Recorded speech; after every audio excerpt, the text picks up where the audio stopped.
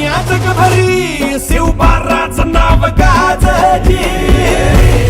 माझा राजा रे माझा शिवबार, माझा राजा रे माझा शिवबार. जय श्रीराम, जय श्रीराम, जय श्रीराम, जय जय श्रीराम. माझा राजा रे माझा शिवबार, माझा राजा. छत्रपती शिवाजी महाराज की, धर्मवीर छत्रपती संभाजी महाराज की, भारत माता की, हिंदू धर्म की. जय श्रीराम, जय श्रीराम. आज या ठिकाणी जमलेले सर्व धारकरी, सर्व शिवभक्त मावळे, माता पिता, बंधू भगिनी, जवळजवळ मला वाटतं 4 वर्षांनी आपण सारेजण एकत्र या ठिकाणी आलेले आहोत. आणि गडकोट मोहिमेच्या निमित्तानं आपण ह्या कार्यक्रमासाठी सारेजण एकमेकांच्या समोर आलेले आहोत.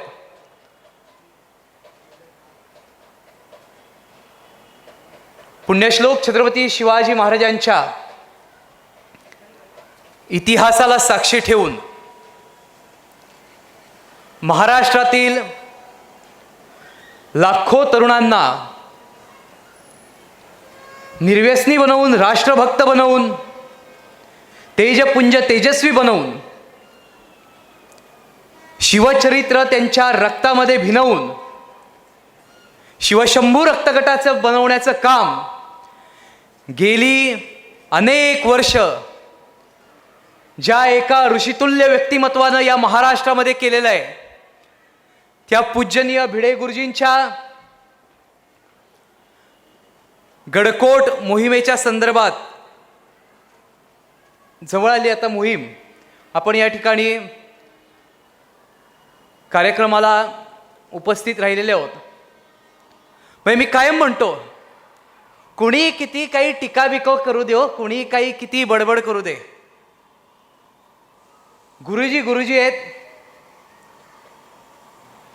आता परवा काही अवलादी गुरुजी देशकार्य, धर्मकार्य, राष्ट्रकार्य करण्यासाठी त्या ठिकाणी सायकलवरनं जात असताना गुरुजींना अपघात झाला आणि गुरुजी त्या ठिकाणी पडले. आणि त्याची जी बातमी आली, त्या बातमीवर काही नालायक हसत होते, काही चेष्टा उडवत होते. मला अनेकांचे फोन आले, अनेक पत्रकारांचे. सध्या मी एका प्रकरणामुळं पत्रकारांना काही बातम्या देत नाही, काही नाही. पण मी सुद्धा जवळजवळ 2 वर्षांनी सार्वजनिक कार्यक्रमात बोलतोय. आणि माझा आजपासून दौरा आहे, थेट बेळगाव कर्नाटकपर्यंत आहे. पण मला मनापासून आनंद या गोष्टीचा होतोय की 2 वर्षांनी इतका मोठा दौरा जो होणार आहे पार परराज्यातला, त्याची सुरुवात माझ्या मुलुंडमधनं आहे, पहिला दिवस. तेव्हा मी आज बोलायचं ठरवलं होतं की गुरुजी पडल्यावर जे कोण हसले, ज्या कुणी काही उखाळ्या पाखाळ्या काढल्या, काही विकृत निवेदनं त्याच्यावरती विकृत पद्धतीनं त्याच्यावर बोलले, मला एकच गोष्ट म्हणायची आहे. मी मुलुंडमध्येच ती का सांगतोय, कारण इथल्या 4.5 वर्षापूर्वीच्या व्याख्यानाची व्हिडिओ ही देशभरात सगळ्यात जास्त व्ह्यूअर्स असलेली व्हिडिओ झालेली तुम्हाला माहिती आहे. आणि ह्याच्यामध्ये मी बोललेल्या अनेक गोष्टी कधी बाळासाहेब ठाकरेंच्या जयंतीला बाहेर येतात व्हिडिओमधनं, कधी शिवाजी महाराजांच्या जयंतीला येतात, कधी गडकोट मोहिमेच्या वेळी येतात. म्हणून मी म्हणतो की गुरुजींच्या विषयी हसणारे, दात काढणारे अनेक बेडूक कसं पावसाळा आला की इकडून तिकडे उड्या मारीत स्थलांतरित होतात, तसे गुरुजींवर हसणारे काही बेडूक आहेत. गुरुजी पडले म्हणून त्यांनी स्वतःच्या घरी जावं आणि घरी गेल्यानंतर त्यांच्या घरामध्ये 80 वर्ष, म्हणजे कुणाच्या घरचं म्हणतोय मी, जे हसतायत, दात काढतायत, जे विकृत बोलतायत, त्यांच्या 80 वर्षाचा माणूस घरात आहे का बघावं. आधी मुळात नसेल, कारण 80 वर्ष जगण्याची पुण्याई ही देव देश धर्म राष्ट्र समाजावरती प्रेम करणाऱ्यालाच मिळते. आणि दुसरी गोष्ट काय आहे की 80व्या वर्षी 80,000 तरुणांना गडकोटावरती नेणारा एक सांदीपनी, मी काय म्हटलं, सांदीपनी कोण होते हे ज्याने त्याने इतिहासात काढावं. एक सांदीपनी या महाराष्ट्रात बघण्याचं भाग्य तुम्हाला आम्हाला लाभलंय. जे दात काढतायत त्यांनी आपल्या घरी जावं. आपल्या घरचे, आपले वडील, आपले आजोबा जर का 80व्या वर्षी गड किल्ले चढत असतील, हजारो तरुणांना एकत्र करून रोज त्या ठिकाणी नदीच्या घाटावरती व्यायामाला लावत असेल, तर गुरुजींवरती दात काढायला पुढे यावं. अन्यथा नामर्दांच्या अवलादींनी गुरुजींवरती हसण्याचा प्रयत्न सुद्धा करू नये.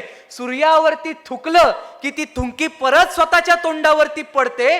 गुरुजींवरती दात काढणं म्हणजे सूर्यावर थुंकण्यासारखं आहे, लक्षात ठेवा. आणि सूर्यावरती थुंकणारे पुन्हा कधीही आयुष्यात थुंकण्याच्या लायकीचे राहत नाहीत, अशी त्यांची अवस्था होऊन जाते. त्यामुळं अनेक पिढ्या येतील आणि जातील, पण गुरुजींसारखं कार्य कुणालाही करता येणार नाही. या देशात 3G आलं, 2G होतं, 3G आलं, 4G आलं, जमाना आता 5Gचा चाललेला आहे. अनेक पद्धतीनं तांत्रिकदृष्ट्या, आधुनिकदृष्ट्या अद्ययावत देश होईल. पण 3G, 4G, 5Gच्या जमान्यात आमच्या भिडे गुरुजींनी जे कार्य करून ठेवलेलं आहे ते इथून पुढे कुणालाही करता येणार नाही. हे शाश्वत सत्य आहे आणि हे या देशाने स्वीकारलेलं आहे, लक्षात ठेवा. आणि त्यामुळे गुरुजींची या वर्षीची मोहीम, तुमची आमची सर्व धारकऱ्यांची मोहीम ही अधिकाधिक मोठी, अधिकाधिक जास्त संख्येने व्हावी, यासाठी आपल्याला प्रयत्न करायचे. मला जे बोलायचंय, माझ्या जे मनात होतं ते मी बोललो. आता आपण आपल्या विषयाकडे वळू. साधारण 4 वर्षापूर्वी ज्यावेळी मी इथं आलो होतो, त्यावेळी हाच विषय होता, मोहीम याच मार्गावरती होती आणि त्याचा इतिहास मी इथं मांडलेला होता. 4 वर्ष झाली, पिढ्या पुढे आल्या. आज 4 वर्षानंतर पुन्हा त्याच मार्गावर मोहीम आहे. आणि सगळ्यात महत्त्वाची गोष्ट म्हणजे या मोहिमेच्या मार्गावरती, ज्या मार्गाने आपण जाणार आहोत, त्या मार्गावर घडलेल्या इतिहासावर निर्माण झालेला चित्रपटही मागच्या महिन्यात येऊन गेलेला आहे. त्याचं नाव पावनखिंड. बरोबर पाहिलं का सगळ्यांनी? इतिहासावरचे चित्रपट महाराष्ट्रात एका पाठोपाठ एक येत आहेत. ही अभिमानाची गोष्ट आहे. पावनखिंड आला, आत्ता शेर शिवराज हे चालू आहे. आम्ही कालच भांडलोय पुण्यातल्या थिएटर मालकांशी. माझ्या गाडीत अजून निवेदन असतील. काय आहे, बॉलिवूडवाल्यांनी लव जिहाद जास्त पसरवला. इतिहास मी सांगणार आहे आणि इतिहास सांगण्यात आत्ताच्या घडीला माझ्या पद्धतीनं दुसरं कोण सांगत नाही. हे गर्व नाही, पण जे वस्तुस्थिती आहे ती मी सांगतो. त्यामुळे मी इतिहासाला पुढे जाईन, पण ह्या गोष्टी सांगणार कोण? बॉलिवूडवाल्यांनी लव जिहाद पसरवला, विकृत गोष्टी पसरवल्या, पिढी नासवायला सुरुवात केली. पण त्याच्यापेक्षा सुद्धा जास्त गर्दी मराठी सिनेमासृष्टीतल्या शिवाजी महाराजांवरच्या चित्रपटांना होतीये. हे सिनेमासृष्टीतल्या लोकांना बघवत नाही.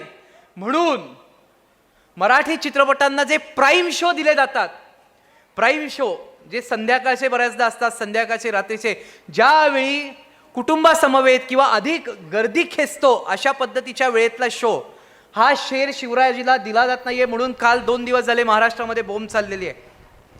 मी आजच पुण्याच्या इथनं काल आज निवेदनं देऊन आलोय. पण इतके दिवस बॉलिवूडमधली काही खानावळ, काही ठराविक मंडळी जिनी सिनेमासृष्टीवरती राज्य करत होती, त्यांच्याकडनं काही फोन येऊन, काही ठिकाणी दबाव येऊन अशा पद्धतीचं चित्र उभं केलं जात आहे महाराष्ट्रात. आणि बरोबर आहे, या सगळ्या खान मंडळींचा बाप असलेल्या अफजल खानाचा कोथळा काढलेला चित्रपट या महाराष्ट्रात लागतोय म्हटल्यावर जाळ आणि धूर निघणार आहे, हे सत्य आहे. पण एवढंच काय, याच्या पुढे जाऊन मी सांगतो, येणाऱ्या काळामध्ये 18 ऐतिहासिक सिनेमे आपल्या भेटीला येणार आहेत, लक्षात ठेवा. पुण्यश्लोक छत्रपती श्री शिवाजी महाराज की जय. धर्मवीर छत्रपती श्री संभाजी महाराज की जय. भारत माता की जय, हिंदू धर्म की जय. 18 येणार आहेत, आज 4 आलेत, तर असा वणवा भडकलाय की प्राईम शो देत नाहीत. 18 आल्यानंतर काय होईल हे बघा. आणि सरकार 18 मध्ये काय काय माहित आहे तुम्हाला? आग्र्यावरून सुटका आहे, गरुड झेप आहे, अमोल कोल्हे परत एकदा शिवप्रताप काढतायत, म्हणजे परत एकदा कोथळा निघणार आहे. शाहिस्ते खानाची बोटं तोडल्याचा अजून एक सिनेमा आहे, आरमारावरती सिनेमा आहे, दक्षिण दिग्विजयावर सिनेमा आहे, राज्याभिषेकावर सिनेमा आहे. माझ्याकडे आत्ता एक लिहायला आहे, तुम्हा सगळ्यांच्या साक्षीनं छत्रपती शिवाजी महाराज इथं आहेत, आई जगदंबेची कवड्याची माळ गळ्यात आहे. माझ्याकडे जो लिहायला आहे तो धर्मवीर संभाजी महाराजांवर लिहायला सिनेमा आहे, लक्षात ठेवा. महादेव महादेव. आणि त्याच्याही पुढं छत्रपती राजाराम महाराजांचा विषय असलेलाही एक प्रोजेक्ट माझ्याकडे आलेला आहे. त्यामुळे येणारा सगळा काळ हा सिनेमा सृष्टीमध्ये केवळ आणि केवळ भगव्या रंगाचा काळ असणार आहे, लक्षात ठेवा. तो छत्रपतींच्या शिवाजी महाराजांच्या भगव्या झेंड्याच्या भगव्या रंगाचा, साधू संतांच्या भगव्या रंगाचा आहे. आणि आत्तापर्यंत आम्ही सिनेमांसाठी R&D करत होतो. R&D म्हणजे रिसर्च अँड डेव्हलपमेंट, ऐतिहासिक संदर्भ. आता कथा माझ्याकडे आहे, त्यामुळं आतापर्यंत कोथळे निघत होते. माझ्याकडची कथा गेल्यानंतर काय काय निघेल शूटिंगमध्ये हे तुमच्या सगळ्यांच्या लक्षात येईल नंतर. असो, मराठी सिनेमांमध्ये ज्या ज्यावेळी छत्रपती शिवाजी महाराजांवर, त्यांच्या मावळ्यांवर आणि शिवकालीन इतिहासावर चित्रपट येतील, त्यावेळी माझी तुम्हाला विनंती आहे, प्रत्येकाने स्वतःच्या कुटुंबाला जाऊन तो सिनेमा दाखवा.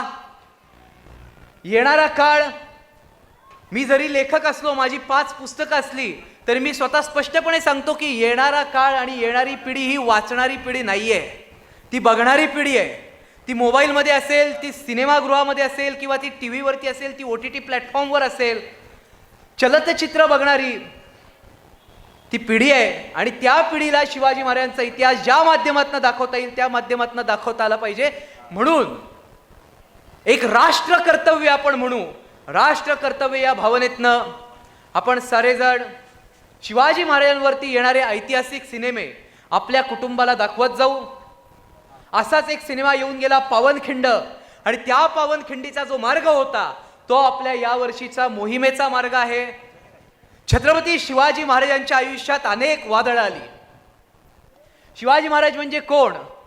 मला मगाशी खरंच तिथं पाया पडताना, मी साहेब होते माझ्यावर तिथं वरती, मी छत्रपती शिवाजी महाराजांच्या पायाला कुंकू लावलं तिथं, आणि तलवारीला लावलं तिथं आहे, अजून अक्षता टाकल्या तिथं, तुम्ही बघू शकता.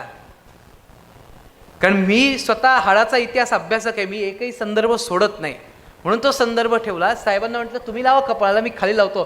शिवाजी महाराज कोण? तख्तारूढ शिवाजी महाराज आहेत. मी मागे कदाचित ती कविता सांगितलेली असेल की एकमेव राजा आहे या देशातला, एकमेव तख्ताधीश, सिंहासनाधीश्वर असा माणूस आहे की ज्यानं देशाची गेलेली राजसत्ता पुन्हा एकदा उभी केली. माझं वाक्य लक्षात घ्या, देशाची गेलेली राजसत्ता. या देशाचं नाव काय आहे? हिंदुस्तान. शिवप्रतिष्ठान हिंदुस्तान. हिंदुस्तान हे या देशाचं नाव आहे. आणि या हिंदुस्थानामध्ये राहणारे बहुसंख्य लोक हे हिंदू आहेत. कालही होते, आजही आहेत, आणि भविष्यात सुद्धा हिंदुस्थानात राहणारे बहुसंख्य हे हिंदूच असतील, लक्षात ठेवा. आणि अधिकारही हिंदूंचाच असेल. या हिंदुस्थानात सत्ता कुणाची आहे? मोगलांची, आदिलशाची, निजामशाची, बरीदशाची, इमादशाची, इंग्रजांची, डचांची, पोर्तुगीजांची, अरबांची. मग या देशात, या भारत मातेमध्ये, या हिंदुस्थानमध्ये हिंदूंची सत्ता कुठे आहे? तर अशा वेळी महाराणा प्रताप असतील, आमचे चाणक्य वगैरे, ही जी सगळी मंडळी होती, चंद्रगुप्त वगैरे, ह्या सगळ्या लोकांची इथल्या मातीतली सिंहासनं गेली कुठं? ही या लोकांनी खाल्ली.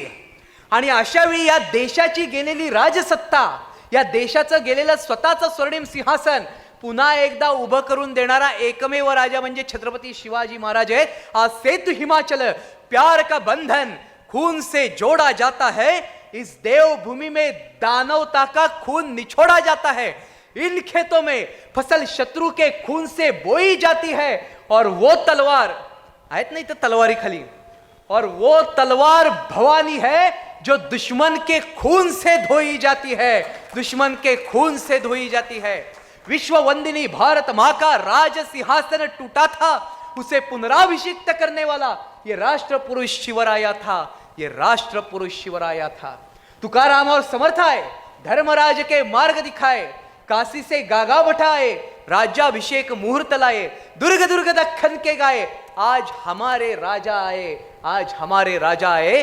ज्येष्ठ शुद्ध त्रयोदशी का दिन मंगल शुभ आया था, और पुनराभिषिक्त होने वाला ये राष्ट्र पुरुष शिवराया था। हे शिवाजी महाराज, या देशाचं राष्ट्राचं वैभव, सिंहासन, इथली सत्ता पुन्हा एकदा हिंदूंना मिळून दिली ती छत्रपती शिवाजी महाराजांनी। 1644 साली शपथ घेतली आणि 1680 साली छत्रपती शिवाजी महाराज तुम्हाला आम्हाला सोडून गेले। फक्त 36 वर्षाची राजकीय कारकीर्द आहे। अनेकांच्या राजकीय कारकिर्दी 75 ते 80 वर्षाच्या आहेत, पण या देशाचं नुकसान त्यांनी केलेलं आहे। म्हणजे औरंगजेब 80 वर्ष जगलाय। महाराष्ट्रात त्याची शेवटची 25 वर्ष गेलेली आहेत। पण औरंगजेबाने पाडलेल्या मंदिरांची जर यादी दिली तर तेवढे दिवस डोळ्यातनं पाणी येईल, इतके अन्याय आणि अत्याचार त्यांनी केले। आज आपण आपल्या महाराष्ट्राचा एक भूषण म्हणतो, काय तर अजंठा आणि वेरूळ, बरोबर ना? अजंठा आणि वेरूळ काय वैभव आहे तुम्हाला सांगू का? मी इतिहासाचा विद्यार्थी नाही, मी ड्रॉइंगचा विद्यार्थी आहे। खरं तर माझी चित्रकला हे खरा माझा प्रांत आहे, माझी मूर्तिकला माझा प्रांत आहे।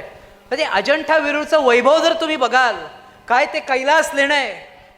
कैलास लेणं, एक परदेशी प्रवासी या भारतात आल्यानंतर, त्याचं नाव मला आत्ता आठवत नाहीये, तो कैलास लेणं बघण्यासाठी 3.5 महिने तिथं राहिला होता तिथल्या धनगरांबरोबर, आणि तो रोज ते बघायचा। तो काय पागल आहे का मनुष्य की 7 समुद्र पल्ल्याड येतो आणि इथं काय बघतो? कैलास लेणं, वेरूळचं कैलास लेणं, अजंठाची चित्र। हा विषय कशावरनं आला? हा विषय आला औरंगजेबावरनं। आता मध्यंतरी कुणीतरी औरंगजेबाचं गुणगान गाणारी स्टेटमेंट केली होती। या औरंगजेबाने या महाराष्ट्रातलं एक सुंदरता, एक आश्चर्य असलेलं कैलास लेणं, कैलास आणि अजंठा वेरूळचं ते लेणं, ती चित्र, 28 दिवस तोफांचा मारा केला होता तिथं। हे जे आता त्या कैलास लेण्यातले हत्ती तुटलेले दिसतात, त्या सुंदर शिल्पांचा नाश झालेला दिसतो, हा औरंगजेबाने तोफा मारून केलेला आहे। त्या अजंठाच्या लेण्यांमध्ये सरकार गवताच्या पेंड्या भरल्या आणि आग लावली, आसमंताला धूर भिडला होता, जळत होतं ते सगळं। आणि ते त्यावेळी 28 ते 30 दिवस जळल्यानंतर आज आम्हाला बघायला दिसते, तर एवढं सुंदर दिसतंय। त्यावेळी काय असेल? स्वर्गाहुनी सुंदर। मग अशी ही सगळी लेणी, ही सगळी कलाकारांनी आमच्या बनवलेली, आमच्या सगळ्या भारतीय संस्कृतीची एक गर्व आणि अभिमान दाखवणारी ही जी सगळी शिल्प आहेत, ही जी सगळी चित्र आहेत, हे जे सगळं सुंदर आहे, उदात्त, उत्तम, उन्नत आहे, हे तोडायचं काम कोणी केलं तर ते औरंगजेबांनी केलंय। जे जे उत्तम, उदात्त, उन्नत, महान, मधुर ते सावरकरांचं वाक्य आहे, बरोबर ना? मग जे जे उत्तम, उदात्त, उन्नत, महान, मधुर ते जे आमच्या देशात होतं, हे 80 वर्षाची कारकीर्द मिळून सुद्धा औरंगजेबानी तोडलं। पण 36 वर्षाची राजकीय कारकीर्द केवळ छत्रपती शिवाजी महाराजांना मिळाली, आणि आज जे जिवंत दिसतं ते 36 वर्षाच्या राजकीय कारकिर्दीमुळे दिसतं। तुम्ही आम्ही मंदिरं बघू शकतो ते त्यामुळे बघू शकतो। 36 वर्षात एक राजा काय करतो याचं जगातलं सगळ्यात मोठं, एक माणूस काय करू शकतो याचं जगातलं सगळ्यात भारी उत्तम उदाहरण कोण असेल तर छत्रपती शिवाजी महाराज आहेत। मी इथं व्याख्यानाच्या सुरुवातीला एक वाक्य बोललो, शिवाजी महाराजांवर काही संकट आली नाहीत का, हे वाक्य होतं, बरोबर? अशाच अनेक संकटांपैकी एक म्हणजे पावनखिंडीचं काय सुंदर बॅनर केला। मी त्यांना आल्या विचारलं की तिथं बाजी प्रभू आहेत आणि इथं वीर शिवा काशीद आहेत। मी दोघांच्याही गावात गेलोय। छत्रपती शिवाजी महाराज 1660च्या दरम्यान हे वाक्य लिहून ठेवा, याच्यावरनं वाद फित काय होणार नाही. कोण घालायला आलं तर माझ्याकडे या, मी इतिहासाचा विद्यार्थी आहे, पुरावे फेकून मारतो तोंडावर. मी काय वाक्य म्हटलंय ते नीट लक्षात ठेवा. 1660च्या दरम्यान जर छत्रपती शिवाजी महाराज जिवंत राहिले असतील तर ते या 2 माणसांमुळे राहिलेले आहेत, लक्षात ठेवा. त्यांची कथा तर पुढे येणारच आहे मी. पण बघा ना, जरी शिवाकाशीदांच्या इथे हातामध्ये विटा दाखवलेला असला, मी या एका चित्रावरनं 1 तास बोलू शकतो, इतका अर्थ त्या चित्रामध्ये आहे.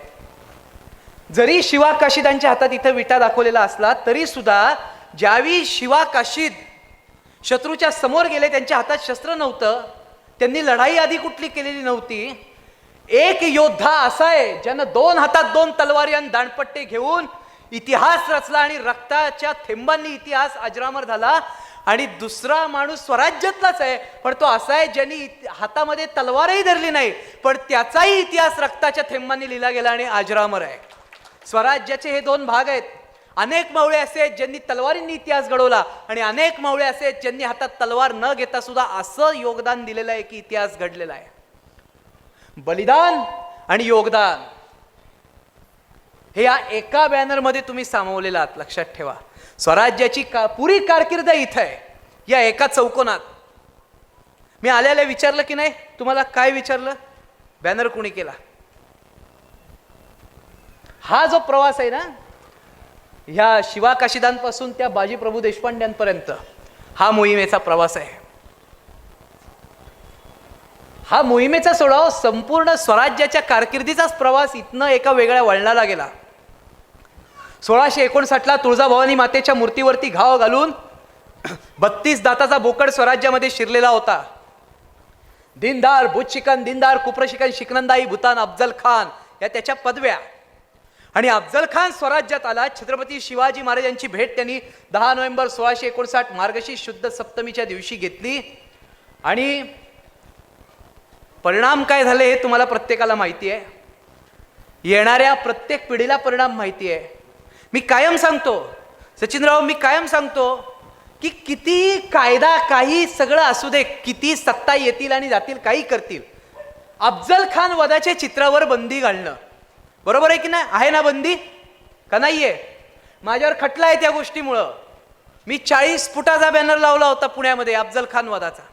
आता अफजल खान वध हे काय आम्ही काढलेलं चित्र आहे का? 350 वर्षापूर्वी छत्रपती शिवाजी महाराजांनी रंगवलेली या जगातली सगळ्यात सुंदर फ्रेम म्हणजे अफजल खान वधाचं चित्र आहे, लक्षात ठेवा. पराक्रमाचे रंग भरलेत त्याच्यामध्ये. अफजल खान वधाच्या चित्रावर बंदी.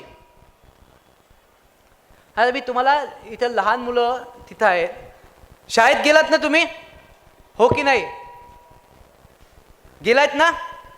शिवाजी महाराजांचा इतिहास गोष्टी माहिती आहेत ना तुम्हाला? आवडतात ना शिवाजी महाराज? एकदा घोषणा द्या, छत्रपती शिवाजी महाराज की. आता गंमत बघायची.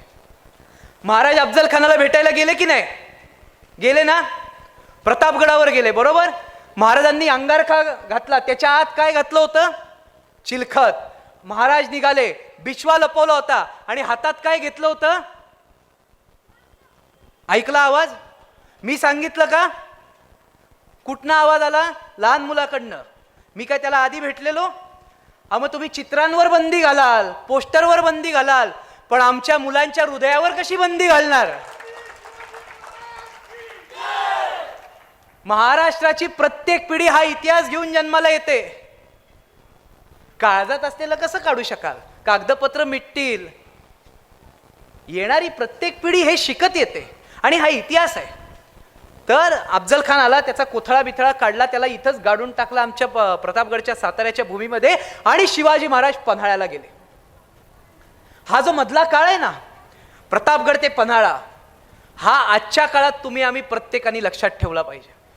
अफजल खान वगैरे हे तर म्हणजे मला जर कधी मोहीम प्रतापगडची असेल ना तर त्या वर्षी मला नक्की बोलवा, मानधन न घेता येईल. पण आपला तो आवडीचा विषय आणि ते बाकीचे म्हणतात ना आपल्या काळजाचा विषय वगैरे नाही. प्रतापगडचा विषय आपल्या कोथळ्यातला विषय, लक्षात ठेवा. कधीही बाहेर निघतो. पण ते काय आहे, साध्या सोप्या भाषेत सांगायचं झालं, हरे रंग का सपना पाले आया था अफजल माती में, हरे रंग का सपना पाले आया था अफजल माती में, शिव छत्रपति ने घुसा दिया था भगवा उसके छाती में, भगवा उसके छाती में. हर हर. हा पराक्रम आहे. आणि ते सगळं नाश केल्यानंतर महाराज ज्यावेळी प्रतापगडावर पोचले, तोफांचे बार झाले आणि तोफांचे बार झाल्यानंतर मराठ्यांची सेना, मावळे, 18 पगड जातीचे 12 बलुतेदार हे सगळे मिळून ते मराठे ते यावेळेचे जे होते आमचे मावळे हे सगळे त्या जंगलात तुटून पडले. खानाची सेना कापून काढली. प्रचंड मोठा विजय मिळाला आणि महाराज त्या ठिकाणी सूर्य मावळल्यानंतर पुन्हा तयार झाले. इथनं खरी सुरुवात होतीये या गोष्टीला. मला आश्चर्य या गोष्टीचं वाटतं की इतिहास आपण प्रत्येक वेळी वाचतो, पण शिवाजी महाराजांकडनं शिकतो काय की आत्ता कोविड नावाचा एक रोग येऊन गेला आणि ह्या कोविड रोगानंतरचा हा काळ आहे. हा तुमच्या माझ्या दृष्टीने पुन्हा एकदा भरारी घ्यायचा काळ आहे, बरोबर ना. विस्कळीत झालेलं जनजीवन, आर्थिक दृष्ट्या, सामाजिक दृष्ट्या, धार्मिक दृष्ट्या, सर्व दृष्ट्या, कौटुंबिक दृष्ट्या जनजीवन आता 2 वर्ष विस्कळीत झालं होतं. केवळ व्हिडिओ कॉलद्वारे आपण एकमेकांना भेटू शकायचो, बोलू शकायचो. ते लाईव्ह, फेसबुक लाईव्ह वगैरे करावे लागायची. काय मजा आहे का त्या फेसबुक लाईव्ह मध्ये? हे जे लाईव्ह आहे याला तोड नाही. पण त्याच्यानंतर आपण ह्या रोगावरती मात करून म्हणा, त्याच्याशी लढून आत्ता पुढे आलोय आणि आयुष्यात पुन्हा एक नवी भरारी घ्यायचे हे दिवस आहेत. एखाद्याचा व्यवसाय बंद पडला असेल तर नवीन व्यवसायात पाऊल टाकायचे हे दिवस आहेत. एखाद्याच्या नोकरीवर गदा आली असेल तर पुन्हा नव्या ठिकाणी त्या ठिकाणी शोध घेण्याची गरज आहे. विद्यार्थ्यांना शिक्षण क्षेत्रामध्ये पुन्हा भरारी घ्यायचा हा काळ आहे. तर भरारीचा काळ काय असावा हे मी तुम्हाला आता सांगतो. छत्रपती शिवाजी महाराजांच्या प्रतापगडचं युद्ध संपलं मार्गशीर्ष शुद्ध सप्तमीच्या दिवशी. महाराज गडावर गेले. संध्याकाळ झाली. संध्याकाळपर्यंत ते फाजल फिजल खान चोपून काढले होते सगळे आपल्या लोकांनी, तानाजींनी, कोंडाजी वरखड्यांनी, नेताजी पालकरांनी 10च्या 10 अंगरक्षक मारून टाकले होते खानाचे. एक जण वाचला नाही. इकडे सगळे वाचले. क्रिकेटची मॅच किती जणांची असते? टीम किती जणांची असते? 11 ना. खानाला भेटायला जाताना 10 अंगरक्षक आणि महाराज 11वे आणि वकील राखीव खेळाडू. आपल्या टीम मधले 12च्या 12 जिवंत राहिले आणि पलीकडची टीम सगळी ऑल आउट. राखीव पण वाचला नाही. त्याला महाराजांनी उडवला. पण हे सगळं झाल्यानंतर ज्यावेळी छत्रपती शिवाजी महाराज रात्री गडावर गेले, भरारीचा काळ काय असतो, गरुड झेप घेण्याचा काळ काय असतो, आणि फिनिक्स पक्षाचं उदाहरण आपल्यामध्ये कायम दिलं जातं की फिनिक्स पक्षी राखेतनं पुन्हा भरारी घेतो. तर राखेतनं पुन्हा भरारी घेतो म्हणजे काय? तर राखेतनं पुन्हा भरारी घेतो याचा अर्थ असा की फिनिक्स पक्षाची राख होते आणि त्या राखेतनं त्याला नवीन जन्म मिळतो आणि जन्म मिळाल्यानंतर त्याला पुन्हा पंख फुटतात आणि तो पक्षी पुन्हा झेप घेतो. आपल्याकडे हे उदाहरण दिलं जातं. मी कायम सांगतो की फिनिक्स पक्षी हा काल्पनिक आहे. तो लेखकांच्या आणि कवींच्या लिखाणातनं जन्माला आलेला आहे. पण फिनिक्स पक्षापेक्षा सुद्धा अधिक महत्वाची भरारी जर कोणी घेतली असेल तर छत्रपती शिवाजी महाराजांनी घेतली. आणि ती कुठल्या काळात घेतली तर ते 2 काळ आहेत. एक म्हणजे अफजल खान वधानंतरचा पन्हाळगडापर्यंतचा काळ आणि दुसरा म्हणजे पुरंदरच्या तहानंतरचा काळ. एक दिवस बातमी आली की शिवाजी महाराज आले नाहीत, शिवाजी महाराज अडकल्याची बातमी आलेली आहे. बरं, शिवाजी महाराज एकटे अडकले का? महाराजांच्या बरोबर ही सगळी मंडळी अगदी तेव्हापासून होती, ती सगळीच अडकली. त्यामुळे परिस्थिती केवळ राजगडवरच्या मासाहेबांच्या खोलीत नाहीये, परिस्थिती त्यावेळी महाराष्ट्राच्या घराघरातल्या स्त्रियांची सारखी आहे, बरोबर ना? आणि प्रत्येक जण स्वतःच्या पतीची वाट पाहतोय. आणि अशा वेळी मासाहेब जिजाऊ काय करतायत? स्वराज्याच्या सीमांचं रक्षण करण्याची जबाबदारी त्यांच्यावरती आहे. की आज एका बाजूने जर सिद्धी जोहर आला असेल तर पलीकडच्या बाजूने आतमध्ये शिरणारे इंग्रज, कोकण प्रांतात तमाशा घालणारी सिद्धी नावाची माकडं, जंजिऱ्याचा सिद्धी, ही सगळी रोखायची आहेत. आणि तुम्हाला सांगू, अवघडात अवघड काय, कठीणात कठीण काय, संकटात संकट काय. किंवा पूर्वी एक तुमच्या माझ्या पिढीला ते स्कॉलरशिप नावाचा प्रकार असायचा 4थी आणि 7वीला. आहे का अजून? आहे ना. त्याच्यामध्ये ते एक वाक्प्रचाराला किंवा म्हणींना वगैरे ते एक वाक्य होतं बघा, दुष्काळात 13वा महिना. बरोबर ना? दुष्काळात 13वा महिना. त्या दुष्काळात 13वा महिना म्हणजे काय? तर सिद्धी जोहरनं पन्हाळगडला वेढा घातलेला असतानाच दिल्लीतनं शाहिस्ते खान निघालेला आहे. मी स्वराज्याची परिस्थिती बघा.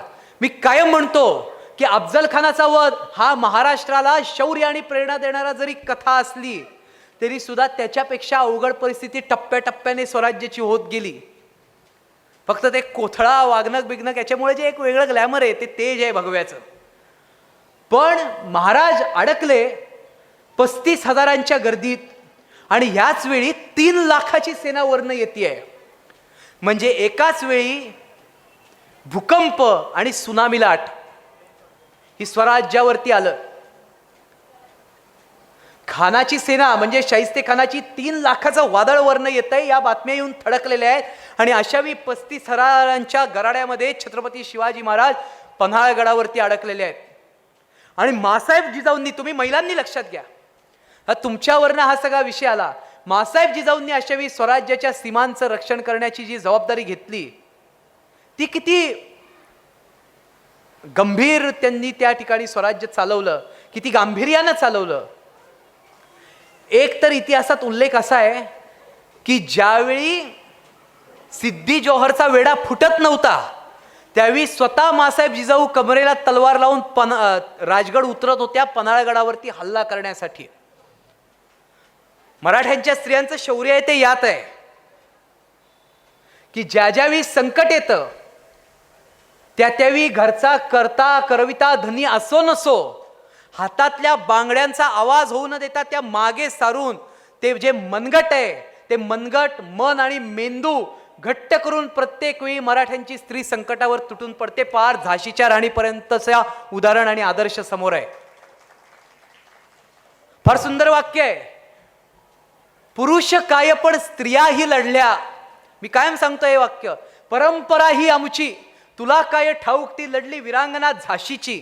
दाभाड्यांची उमा आणि का चन्नम्मा कित्तूरची, पहा चाळून पाने आमच्या इतिहासाची.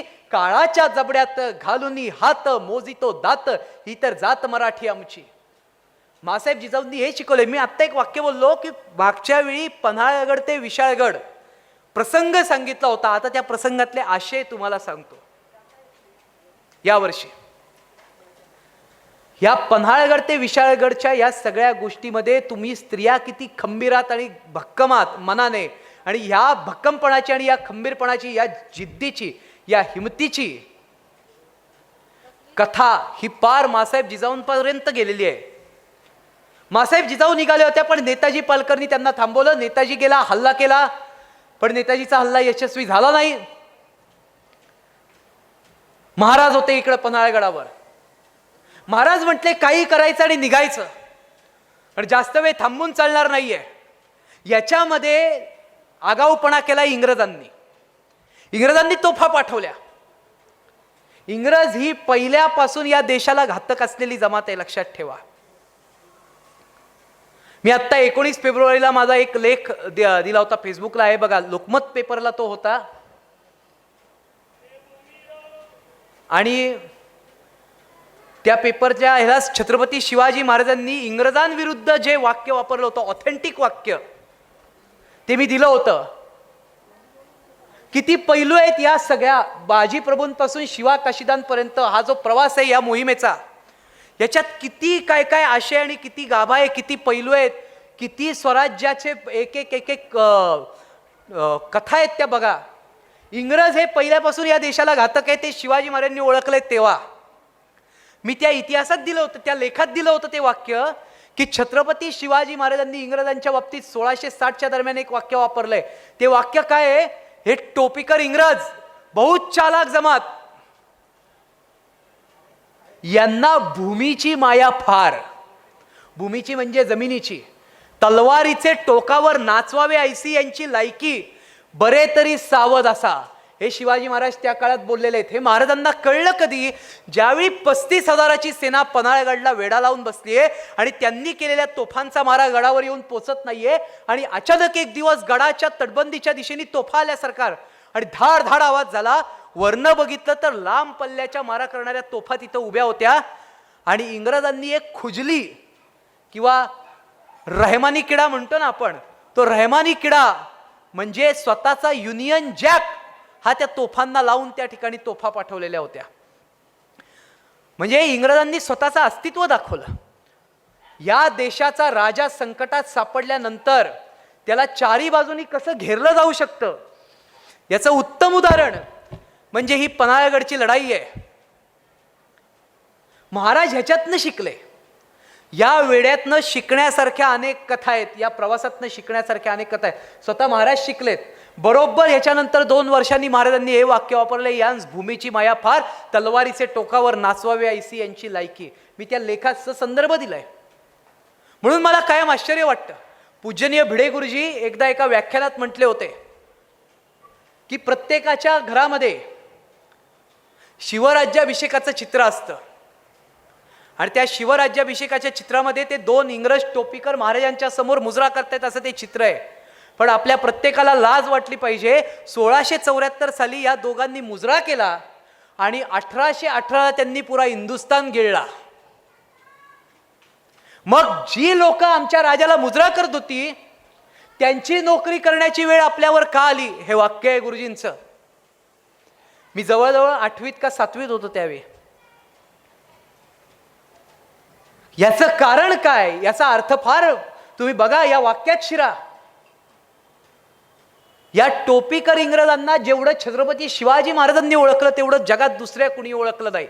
केवळ 2 तोफा त्यांच्यावर पडल्यानंतर महाराजांनी अभ्यास केला त्यांचा आणि म्हटले यांना भूमीची माया फार, आणि पुढे या इंग्रजांनी अख्खी भारत भूमी गिळली ना हो. मग या देशाचा राजा जर आम्हाला जीव तोडून सांगतोय की यांना तलवारीच्या टोकावर नाचवा, म्हणजे काय की त्यांना नाचवा असं नाही, यांच्यापासून सावध राहा, यांच्याशी व्यवहार करू नका. ज्ञानोबा तुकोबारायांनी सांगितलं ना, पायाची वाहनं पायावरी, तसं यांची पायातली वाहन आहे, त्यांना तिथं त्यांची जागा तीच आहे, तिथंच ठेवा. पण आम्ही ऐकलं नाही. याचा प्रत्यय शिवाजी महाराजांनी या पन्हाळगडच्या वेड्यामध्ये आलेला होता की मी अडकलेलो असताना करार विरार सगळे टांगून हे सगळे तोफा पाठवतेत. किती बाजूनी शत्रू चालून आलाय. फारच सुंदर वाक्य आहे. अंधार पडला ना की सावली सुद्धा साथ सोडून जाते. लक्षात ठेवा, सावली सुद्धा राहत नाही, जी स्वतःची असते. त्यावेळी साथ देतो तो खरा मित्र. त्यावेळी जे सोबत असतात अशा संकटाच्या काळात. यावेळी महाराजांच्या सोबत आहेत हिरडस मावळातली मंडळी सगळी, बांदलांकडची आहेत, देशपांडे 2 भावंड आहेत. आपल्या काही विकृत लोकांनी आपल्यातल्या इतिहासाला जे जातीपातीचे फाटे फोडले ना ते फार घातक आहेत. मला तरी वाटतं 2000 सालापर्यंत, 2002 ते 2001 सालापर्यंत महाराष्ट्रासाठी लढणाऱ्या मावळ्यांच्या जाती लोकांना माहीत नव्हत्या. शिवाकाशीत न्हावी आहेत, जीवामाला न्हावी आहे का, कोण कुणबी आहे का, कोण 96 कुळी आहे का, कोण बामण आहे, हे कोणाला माहीत नव्हतं. ते माझ्या स्वराज्याचे मावळे आहेत हे सगळ्यांना माहीत होतं. पण हे सगळं वारं इतकं विकृत वाहिलं.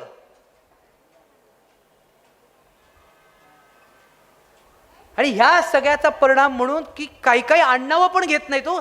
ज्यांचं शौर्य आहे त्यांची आडनावं घेतली जात नाहीत.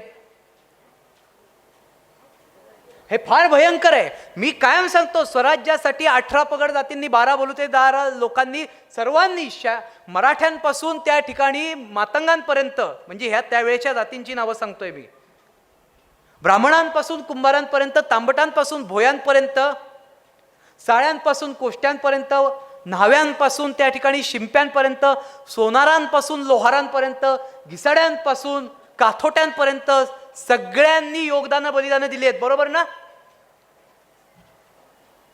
मग हे देशपांडे लोक आणि त्यांच्याबरोबर ती बांदल मंडळी सगळी गडावर आहेत. तो बहिर्जी नाईक आहे. अहो वाद चाललेत, बहिर्जी नाईक रामोशांचे आहेत की मातंगांचे आहेत. ही परिस्थिती आली आहे महाराष्ट्रावर. बहिर्जी नाईकांनी जेवढे वेषांतर केली ना तेवढ्या जाती पण महाराष्ट्रात नाही आहेत.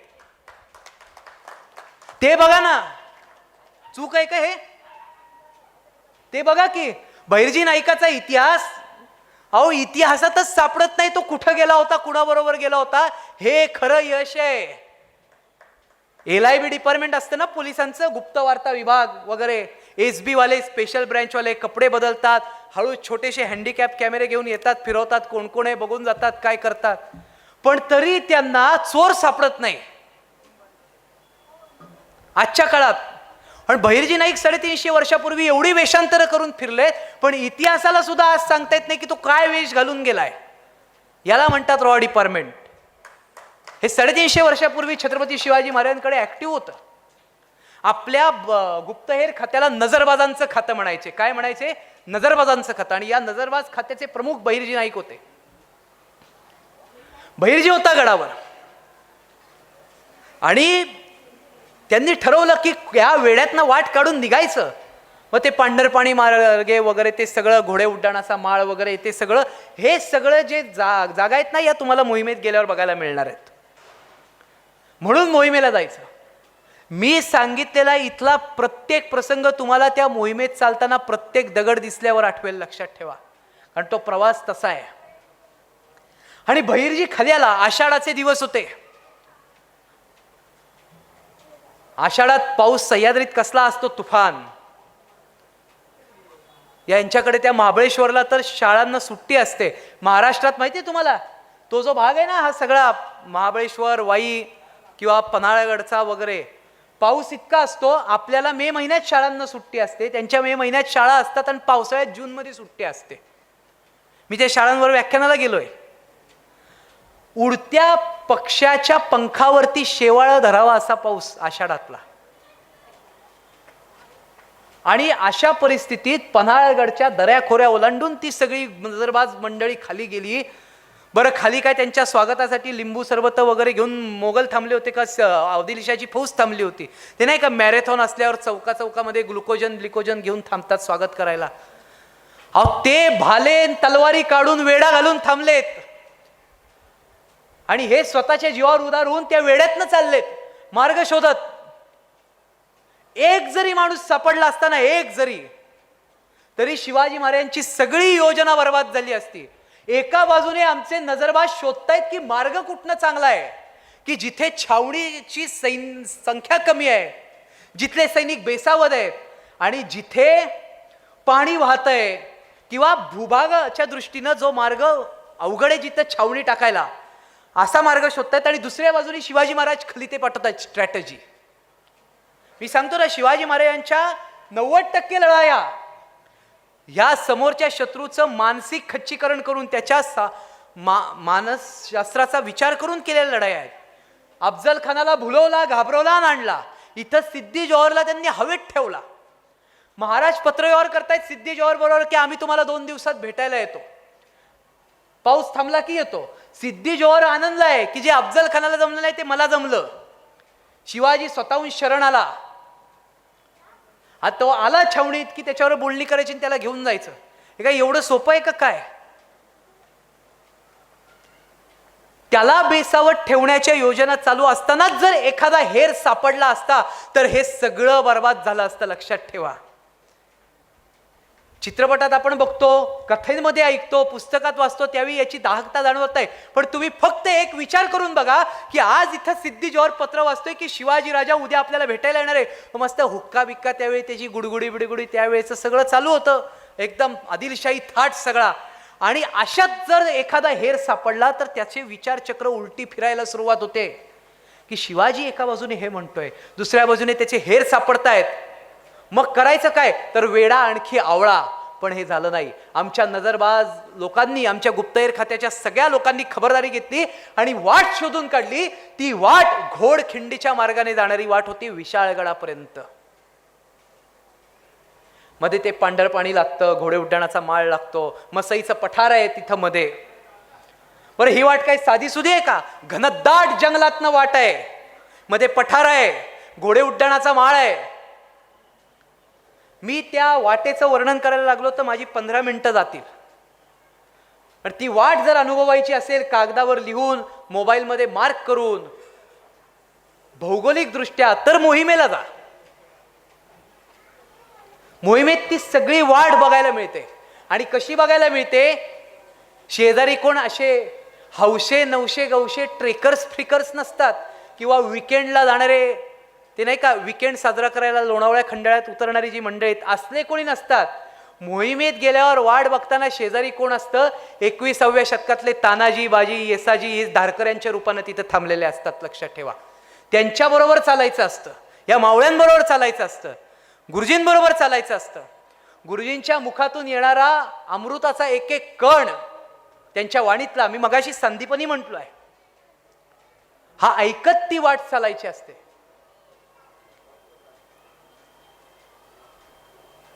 मला एकदा आठवतंय, गुरुजी रायगडावरती होते, कुठल्या तरी कार्यक्रमासाठी आलेले होते आणि काही आवाज चालला होता. मोहीम नव्हती, गुरुजी कुठल्या तरी कार्यक्रमासाठी रायगडावर आलेले होते. माझ्याबरोबर त्यावेळी पुण्यातले मोहन शेटे सरही होते, म्हणजे पुरावा म्हणून सांगायला. आजकाल पुरावा लागतो काही बोलायचं झालं की. अजून कोण होतं आठवत नाही, मी जुने फोटो काढले की मला आठवेल. त्यावेळी रात्रीची वेळ होती आणि रात्रीची वेळ असताना शिवाजी महाराजांच्या समाधीच्या समोरचा जो रस्ता आहे, जगदीश्वराचे मंदिर ते टकमक टोकतो सरळ रस्ता आहे बघा, बरोबर ना? तिथनं जाताना काहीतरी शिवपुण्यतिथीच्या दरम्यानचं हे दिवस होते आणि कोणतरी बोलत होतं, काहीतरी चाललं होतं, काहीतरी गाणी कोणीतरी कशात गाणी ती साधी शिवाजी महाराजांवरचीच होती. पण गुरुजी एक वाक्य बोलले. गुरुजी म्हटले, चैत्र पौर्णिमेच्या दिवशी माझ्या राजाची अंत्ययात्रा या रस्त्यावरनं गेलेली आहे, अशा पद्धतीनं चाला. तुम्हाला सांगतो, पुढच्या सेकंदाला सगळे जवळजवळ तिथं असलेली 91 माणसं डोळ्यातनं अश्रू गाळत शिवाजी महाराजांच्या समाधीपर्यंत पोचली होती. याला म्हणतात जिवंतपण. आणि हे असंच्या असं मोहिमेत वारंवार अनुभवायला मिळतं. त्यासाठी मोहीम करायची. इतिहास ऐकायला तुम्ही मला बोलवलेला आहात, इतिहास जगायचा असेल तर मोहिमेत गेलं पाहिजे. लक्षात ठेवा. अरे तो जो मार्ग आहे ना, तो मार्गाने जाणार आहोत आपण सगळे. आणि त्या मार्गाने जाताना काय काय अनुभवायला येतं आजच्या काळात हे तुम्ही बघा. तो मार्ग शोधून आणला आमच्या बहिर्जी नाईकांच्या सगळ्या मंडळींनी आणि महाराज उतरले. मी तुम्हाला मगाशी एका वाक्यात बोललो की तो सगळा इतिहास या बॅनरमध्ये आलेला आहे, बरोबर ना? महाराजांच्या बरोबर उतरलाय हा माणूस, त्याचं नाव आहे शिवा काशीद. काय कुणी हे वाटोळं केलं ना, मला वाईट वाटतं, खरं सांगतो. पूर्वी शिवा काशीदाचा उत्सव त्या नेबापुरामध्ये, नेबापूरचा येतो. किती जण त्याच्या घरी जाऊन आलेत? मी जाऊन आलोय. या स्पीकर पासून या इथपर्यंत एवढं घर आहे. त्याचे वंशज माझे मित्र आहेत, आनंदराव काशीद आमचे, माहित आहेत तुम्हाला.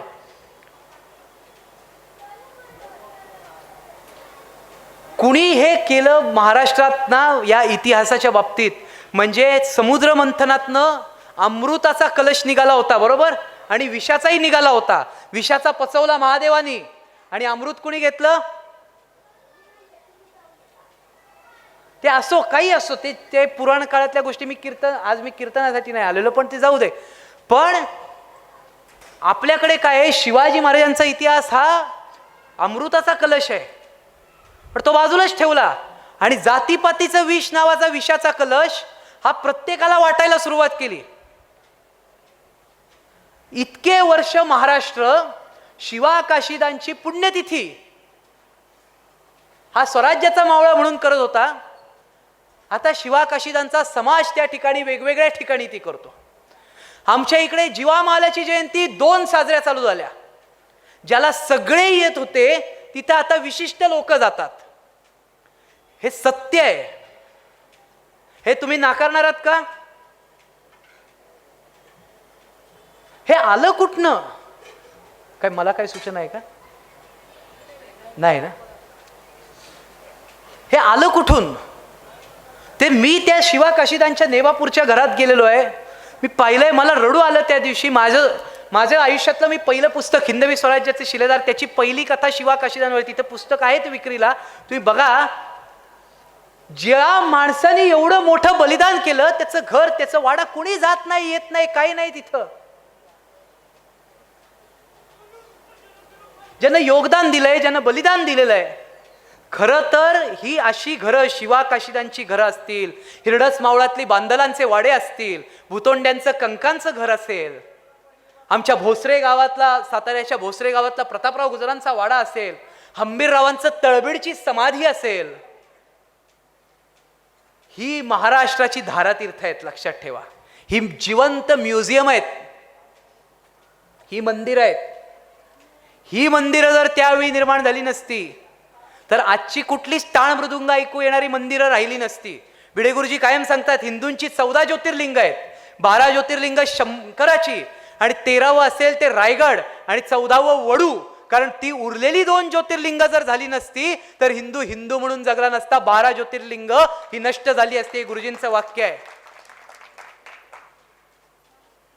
तो शिवा काशीत उतरला त्यांच्या बरोबर. काय मिळालं शिवा काशीदाला? अष्टप्रधान मंडळात जागा मिळाली काय? का कॅबिनेट मंत्री झाला? का महाराष्ट्राला पन्हाळगडच्या सज्जा कुटीतनं खाली उतरताना असं म्हणाले होते की शिवा तू तिथं जा, तुझी सिद्धीची भेट झाली आणि मी पोचलो की आल्यावर तुला डायरेक्ट तिथे रघुनाथ पंतांच्या जागेवर बसवतो, असं काय बोलले का महाराज? 25-30ला तरुण आहे तो, त्याची एक पत्नी आहे घरी, त्याचीही मुलं बाळ आहेत. आणि ज्यावेळी छत्रपती शिवाजी महाराजांचा मंदिर डोक्यावरती घालून, त्यांचा अंगारखा अंगामध्ये घालून तो स्वतःच्या घराच्या उमऱ्याच्या बाहेर पडलाय, त्याच्या पत्नीला काय वाटलं असेल हो? तिला माहित आहे मनात की आज माझ्या कपाळाचं हे कुंकू ते शिवाजी राजांचा वेश घालून माझ्या उमऱ्यातनं बाहेर चालले ना, ते पुन्हा या उमऱ्याच्या आत येणार नाहीये. तरी सुद्धा त्याला न अडवता त्याच्या पत्नीनं त्याला सोडलं. म्हणजे आमच्या माता भगिनींनी पूर्वीच्या काळी स्वतःच्या हाताने स्वतःच्या कपाळाचं कुंकू काढून स्वराज्याच्या यज्ञामध्ये दान केलेलं आहे. आणि तो स्वराज्याचा यज्ञ त्यावेळी धगधगला. त्या समिधा म्हणजे आमच्या स्वराज्याच्या महिलांच्या कपाळाचं कुंकू त्यांनी समिधा म्हणून अर्पण केलंय. उगाच घडले का स्वराज्य? आणि तो शिवा काशीत उतरला हो, तिथं महाराजांबरोबर वेश घालून. तसा ते हिरडस मावळातली बांदलांकडची 600 मंडळी, रायजी बी ते कोयाजी सगळे निघाले, तरणे बांड, ते बाजी फुलाजी, आणि आले त्या मार्गाने खाली. मी कायम सांगतो, आयुष्यात अवघडात अवघड काय, गडावरनं खाली येणं नाही. खिंडाई लढवली तोही पुरुषार्थ आहे, पराक्रम आहे, मी सांगेनच पुढं. पण वेढ्यातनं सुखरूप बाहेर काढलो महाराजांना. मावळ्यांची जिद्द काय आहे? मी कायम सांगतो, शिवाजी महाराज आपल्यापासून कोसो दूर आहेत, मावळे जवळचे आहेत. मावळे आपल्यातले वाटतात, मित्र वाटतात. ज्यावेळी महाराष्ट्राच्या मुलांना सलमान खान, टायगर श्रॉफ, म्हणजे ती पिढी झाली नाही एक अख्खी, खानांपासून या श्रॉफ पर्यंत, हे माहीत नसतात, तेव्हापासून तानाजी त्यांना त्यांच्या लहानपणीचा हिरो वाटत असतो. हे खरं आहे का खोटं आहे? कारण तो त्यांना शिकवला जातो. मावळे मंडळी कायम आपली वाटतात, तानाजी आपल्यातला वाटतो, जेव्हा मला आपल्यातला वाटतो, हाक माराविषयी वाटते हो तानाजीला. प्रतापराव गुजर आपले वाटतात, हंबीरराव आपले वाटतात. म्हणून मी सांगतो की मावळे मंडळी महत्वाची. या मावळ्यांनी काय केलं की 600 लोकांमधनं शिवाजी राजांना नेलं. समोर हा बॅनर लावलाय असं एवढ्या अंतरावरती तंबू होते. त्या तंबूमध्ये सिद्धी जोहरचे सगळे सैनिक बसलेले होते. त्या तंबूची हद्दपार पुढपर्यंत होती छावणीची. बरं, पाऊस चालू आहे, पावसात पायताना वाजतात, छबाक छबाक छबाक आवाज येतात चिखलात. ते घनदाट जंगल आहे, काटे कुटे आहेत. त्या पावनखिंडत दाखवलंय हे सगळं. आणि अशातनं वेड्यातनं बाहेर काढलं जगदंबा माता त्यांच्या. मी काय सांगतो, धर्मो रक्षती रक्षिता.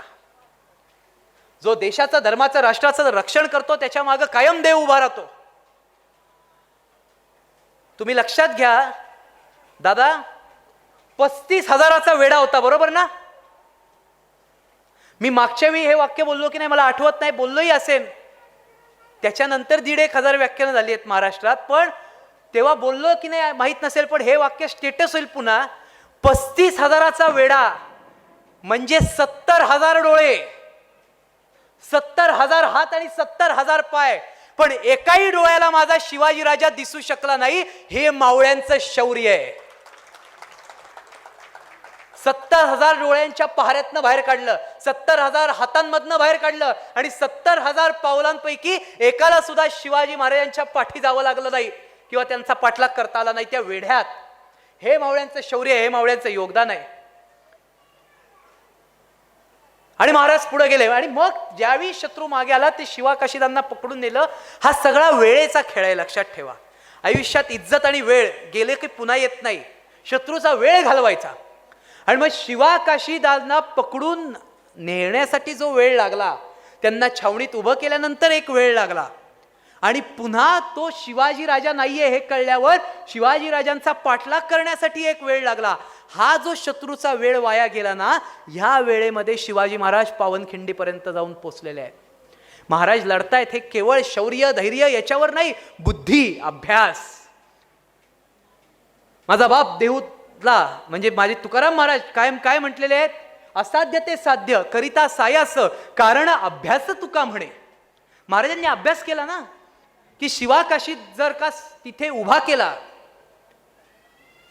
तर शत्रूचा वेळ जाईल आणि त्या वेळेत आपण घोडखिंडीपर्यंत जाऊन पोचू. 350 वर्षापूर्वी अशी विचार करणारी मंडळी आपल्याकडे राजा म्हणून लाभलेली आहेत. याला जाणता राजा म्हणतात. जाण आहे त्यांना, राजकारणातली असेल किंवा युद्धशास्त्रातली असेल, सगळ्यातली. आणि म्हणून शिवाजी महाराजांनी तिथे वेळ खाल्ला शत्रूचा, घोडखिंडीत पोचले.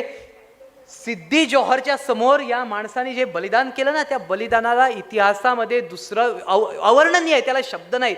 तुम्ही श्लोक घेतलात ना मग अशी, तर शिवाकाशीदासचा असामान्य त्याग, मलाही मिळू दे असा कर्मयोग, असे मागणे मागतो नित्य तुळजापदाला, मराठा म्हणावे अशा वागराला. काय त्याग आहे. हातात तलवारही नव्हती, इतिहासात आधी कुठे उल्लेख नव्हता, पण असं एक वाक्य त्यांच्याविषयी लिहिलं गेलं, असं एक योगदान झालं, असं एक बलिदान झालं की इथून पुढची पिढी ज्या ज्या दिवशी पन्हाळगडचं नाव काढेल त्या त्या दिवशी शिवाकाशीद हे नाव आपसूक त्यांच्या डोळ्यासमोर येईल. लक्षात ठेवा, असं बलिदान आहे. आणि मग उभे राहिले पावनखिंडीत ते बाजी प्रभू, फुलाजी प्रभू, रायजी बांदल, कोयाजी बांदल. काय लढवली आहे खिंड, मागच्या वेळी सांगितलं ना. मी काय सांगितलं, कथा आणि वर्णन मागच्या वेळी सांगितलं, आज आशय सांगणार आहे. मी कायम एक वाक्य सांगतो की शिवाजी राजा हा असा एकमेव राजा आहे ज्याच्यासाठी 350 वर्षापूर्वी लोक मारायला आणि मारायला सुद्धा तयार होती, आणि आज 350 वर्ष झाली तरी सुद्धा लोक मारायला आणि मारायला तयार आहेत. एकमेव माणूस आहे हिंदुस्थानच्या इतिहासात. लक्षात ठेवा. शिवाकाशीदांमधनं आम्ही काय शिकलो की कशी माणसं या जगात हिंदवी स्वराज्यासाठी निर्माण झाली. शिवाकाशीदांकडनं काय शिकायचं, तर देशासाठी त्याग कसा करायचा हे शिकायचं. त्यागानंतर या लढाईत काय शिकायचं असेल तर शौर्य शिका. असीम शौर्य, अफाट शौर्य, अफलातून शौर्य, अद्वितीय शौर्य, अचाट. हे चालून आलेत, बरोबर ना. पंख होते का काय यांना, का मेट्रो होती तेव्हा. पन्हाळगड ते पावनखिंड थेट मेट्रो प्रवास. ह्याच्या घरावरनं गेली मेट्रो परवा दिवशी, बसलाय ना पुढे, आहे ना, गेले ना तुम्ही परवा तिथनं. 2 मिनिटात आला माझ्या इथं कोथरूडवरनं. तुमच्या इथं आधीपासून आहे ना, आम्हाला ते नवीन आहे. पुणेकरांना जरा कुतूहल आपलं चाललंय. पण ते एवढे उतरून आलेत गड, महाराजांना सोबत घेऊन आलेत. गुडघे ढोपरं तळवे दुखले नसतील का, काटे कुठे गेले नसतील, ठेचकाळले नसतील, रक्ताच्या धारा वाहिल्या नसतील, आणि एवढं सगळं करून ते खिंडीत थांबले. कशासाठी, महाराज पुढं व्हा, आम्ही इथं थांबतो. आणि लढाई केली 1-2 तास. काही पुढचा दिवसभर लढलेत ते महाराज पोचेपर्यंत. आणि 600 मावळे, मागे फौज आहे 15,000ची. या गोष्टीतनं एकच दिसतं, ते शौर्य लढाई वगैरे मी मागच्या वेळी सांगितलंय, कसे लढले, कुणी काय कसा पराक्रम केला. इथेच पडला बांधखिंडीला बाजी प्रभूंच्या छातीचा, आणि इथेच फुटली छाती परीना दिमाग हारला मातीचा. अशाच पद्धतीनं त्यांनी त्या ठिकाणी तांडव मांडलं होतं. सगळ्या तुकड्या आल्या पण त्यांना पुरून उरले. 600 पैकी 300 महाराज घेऊन गेले होते. 300 जण उरले. 300तले 100 उरले, 50 उरले तरी लढले. तोफांचे आवाज येईपर्यंत यातनं काय शिकायचं? संकट किती मोठा असो, तुमच्या माझ्या पूर्वजांनी आम्हाला एकच शिकवलं, लढा. शेवटचा श्वास असेपर्यंत लढा. जोपर्यंत ध्येय पूर्ण होत नाही तोपर्यंत तुम्हाला मरण्याचा सुद्धा अधिकार नाही. यम तुम्हाला घेऊन जाऊ शकत नाही जोपर्यंत तुमचा राजा पोचू शकत नाही तिथं. काय शौर्य दाखवलंय. 2 भावंड पडली आहेत, बाजी प्रभू आणि फुलाजी प्रभू, एकाच घरातली. त्यावेळी त्यांनी जात नाही पाहिली. त्यावेळी त्यांनी काय बोललो मी, जात नाही पाहिली. त्यांनी पाहिला भगवा झेंडा, त्यांनी पाहिलं स्वराज्य, हिंदवी स्वराज्य, त्यांनी पाहिला शिवाजी राजा. रायजी बांदल पडलाय तारुण्यात. बांदलांकडची 600 लोक होती, 300 पडली आहेत. त्यांनी काय पाहिलं, माझा राजा पोचला पाहिजे. त्यांनी पाहिला शत्रू अंगावरती येताना. फजल खान, सिद्दी मसूद, वेगवेगळे खान, वेगवेगळे शत्रू, पण त्यांचे कान लागले तोफांकडं. शिकायचं तर हे शिकायचं, जिद्द, हिम्मत. मी मगाशी व्याख्यानाला ज्यावेळी सुरुवात केली त्यावेळी महाराजांनी कशा पद्धतीनं गरुड भरारी घेतली तो उमेदीचा काळ सांगितला. आफ्टर कोविड आपल्याला कसं जगायचंय तर ह्या काळासारखं जगायचंय. मी त्याच्यातनं पन्हाळगडाकडे सरकताना स्त्रियांनी काय पद्धतीनं हिम्मत मनात ठेवायची हे सांगितलं, बरोबर ना. नजरबाज खात्यानं कशा पद्धतीनं आयुष्यात जगताना सावध राहायचं हे मी सांगितलं. शिवाजी महाराज कसे जाणते आहेत, कसे द्रष्टे आहेत, त्यांचं नियोजन कसं आहे, समोर येणाऱ्या संकटांचा मानसिक दृष्ट्या कसा अभ्यास, त्यांनी मानसिक खंबीर कसं राहायचं हे त्यांनी शिकवलं, हे सांगितलं. शिवा काशिदाचा त्याग सांगितला. म्हणजे या एकाच प्रसंगांमधनं पन्हाळगड ते विशाळगड, विशाळगड ते पन्हाळगड, या सगळ्या चौकोनामध्ये, या सगळ्या वाटेमध्ये किती काय काय दडलंय बघा. पावनखिंडीत थांबलेल्या बाजींची, रायजीची, फुलाजी प्रभूंचं शौर्य मी तुम्हाला सांगितलं. हे आपल्याला शिकायचं. हे मोहिमेतनं मिळेल, हे इतिहासातनं मिळेल, हे ऐकण्यातनं मिळेल, हे वाचण्यातनं मिळेल, हे बघण्यातनं मिळेल. हे एवढे महापुरुष आहेत आमचे, आणि ह्या महापुरुषांनी आम्हाला हे आमच्या समोर त्या ठिकाणी करून दिलेलं आहे, दाखवलेलं आहे. त्यांचा पराक्रम आज 350 वर्ष झाली तरी आमच्या समोर ज्यावेळी आपण ऐकतो त्यावेळी टाळ्या वाजवतो, वाचतो तेव्हा अंगावर काटा येतो, आणि थिएटरला बघतो त्यावेळी आपण घोषणा देतो. म्हणजे आजही जिवंत आहे. भारत मातेच्या रक्षणासाठी लढलेली ही प्रत्येक मंडळी, मी तर कायम सांगतो की त्या खिंडीत पडलेले 300 जण आहेत ना, त्यांची नावं नसतील. काही ठराविक नावं आहेत, बाजी प्रभू आहेत, फुलाजी प्रभू आहेत, रायजी आहेत, काही ठराविक नावं आहेत. पण ते उरलेले 297 सुद्धा बाजी प्रभूच आहेत, लक्षात ठेवा. ते उरलेले 297 सुद्धा रायजीच आहेत. तिथला प्रत्येक जण शिवाजी आहे. बरं, तुम्हाला एक गोष्ट सांगायची राहिली या सगळ्या प्रकरणामध्ये. हे इथं लढतायत आणि महाराज काय सुखरूप गेले का गडावर? तिथं खाली सूर्यराव सुर्व्या थांबलाय. फितूर गद्दार त्यावेळी सुद्धा होते. या देशाला लागलेली वाळवी ही त्यावेळी सुद्धा जिवंत होती. वास्तविक त्यांना म्हणायला पाहिजे होतं, महाराज तुम्ही दमून आलायत, थकून आलायत, तुम्ही गडावर जा, आम्ही पिछाडी सांभाळतो. पण महाराजांच्या विरुद्ध लढायला उभ्या राहिलेल्या या काही अवलादी, महाराजांना त्याच्याशी लढावं लागलं. तिथं महाराज लढले आणि मग पन्हाळगडावर गेले. म्हणजे काय? कष्ट कष्ट कष्ट, झुंज झुंज झुंज, लढायचं, रक्त सांडायचं, त्याग करायचा, तुटायचं, कटायचं, मरायचं, आणि या सगळ्यातनं मिळतं काय? स्वराज्य, हिंदवी स्वराज्य. पण हे सगळ्या मंडळींनी निर्माण केलं. म्हणून आज 350 वर्ष झाली. जय जयकार त्यांचाच होतो. सूर्यराव सुर्व्याचा जय जयकार होतो का? जावळीतल्या चंद्रराव मोऱ्याचा जय जयकार होतो का? फितूर गणोजी शिर्केचा जय जयकार होतो का? पण त्या 350 जे मेले तिथं पावनखिंडीत, आज त्या 350 अमरपद आहे, लक्षात ठेवा. त्यांची नावं नसली तरी इतिहासात त्यांची रेखा जी आहे ती न पुसता येणारी आहे. स्वराज्यातनं शिकायचं, निर्माण करणं. मी कायम सांगतोय, मी तुम्हाला आत्ताच्या आत्ता या प्रसंगांमधनं काय काय शिकायचं हे मुद्देसूद काढून दाखवलं, हो की नाही? कंटाळा आलाय का कुणाला? वेळ आहे ना थोडा आपल्याकडे?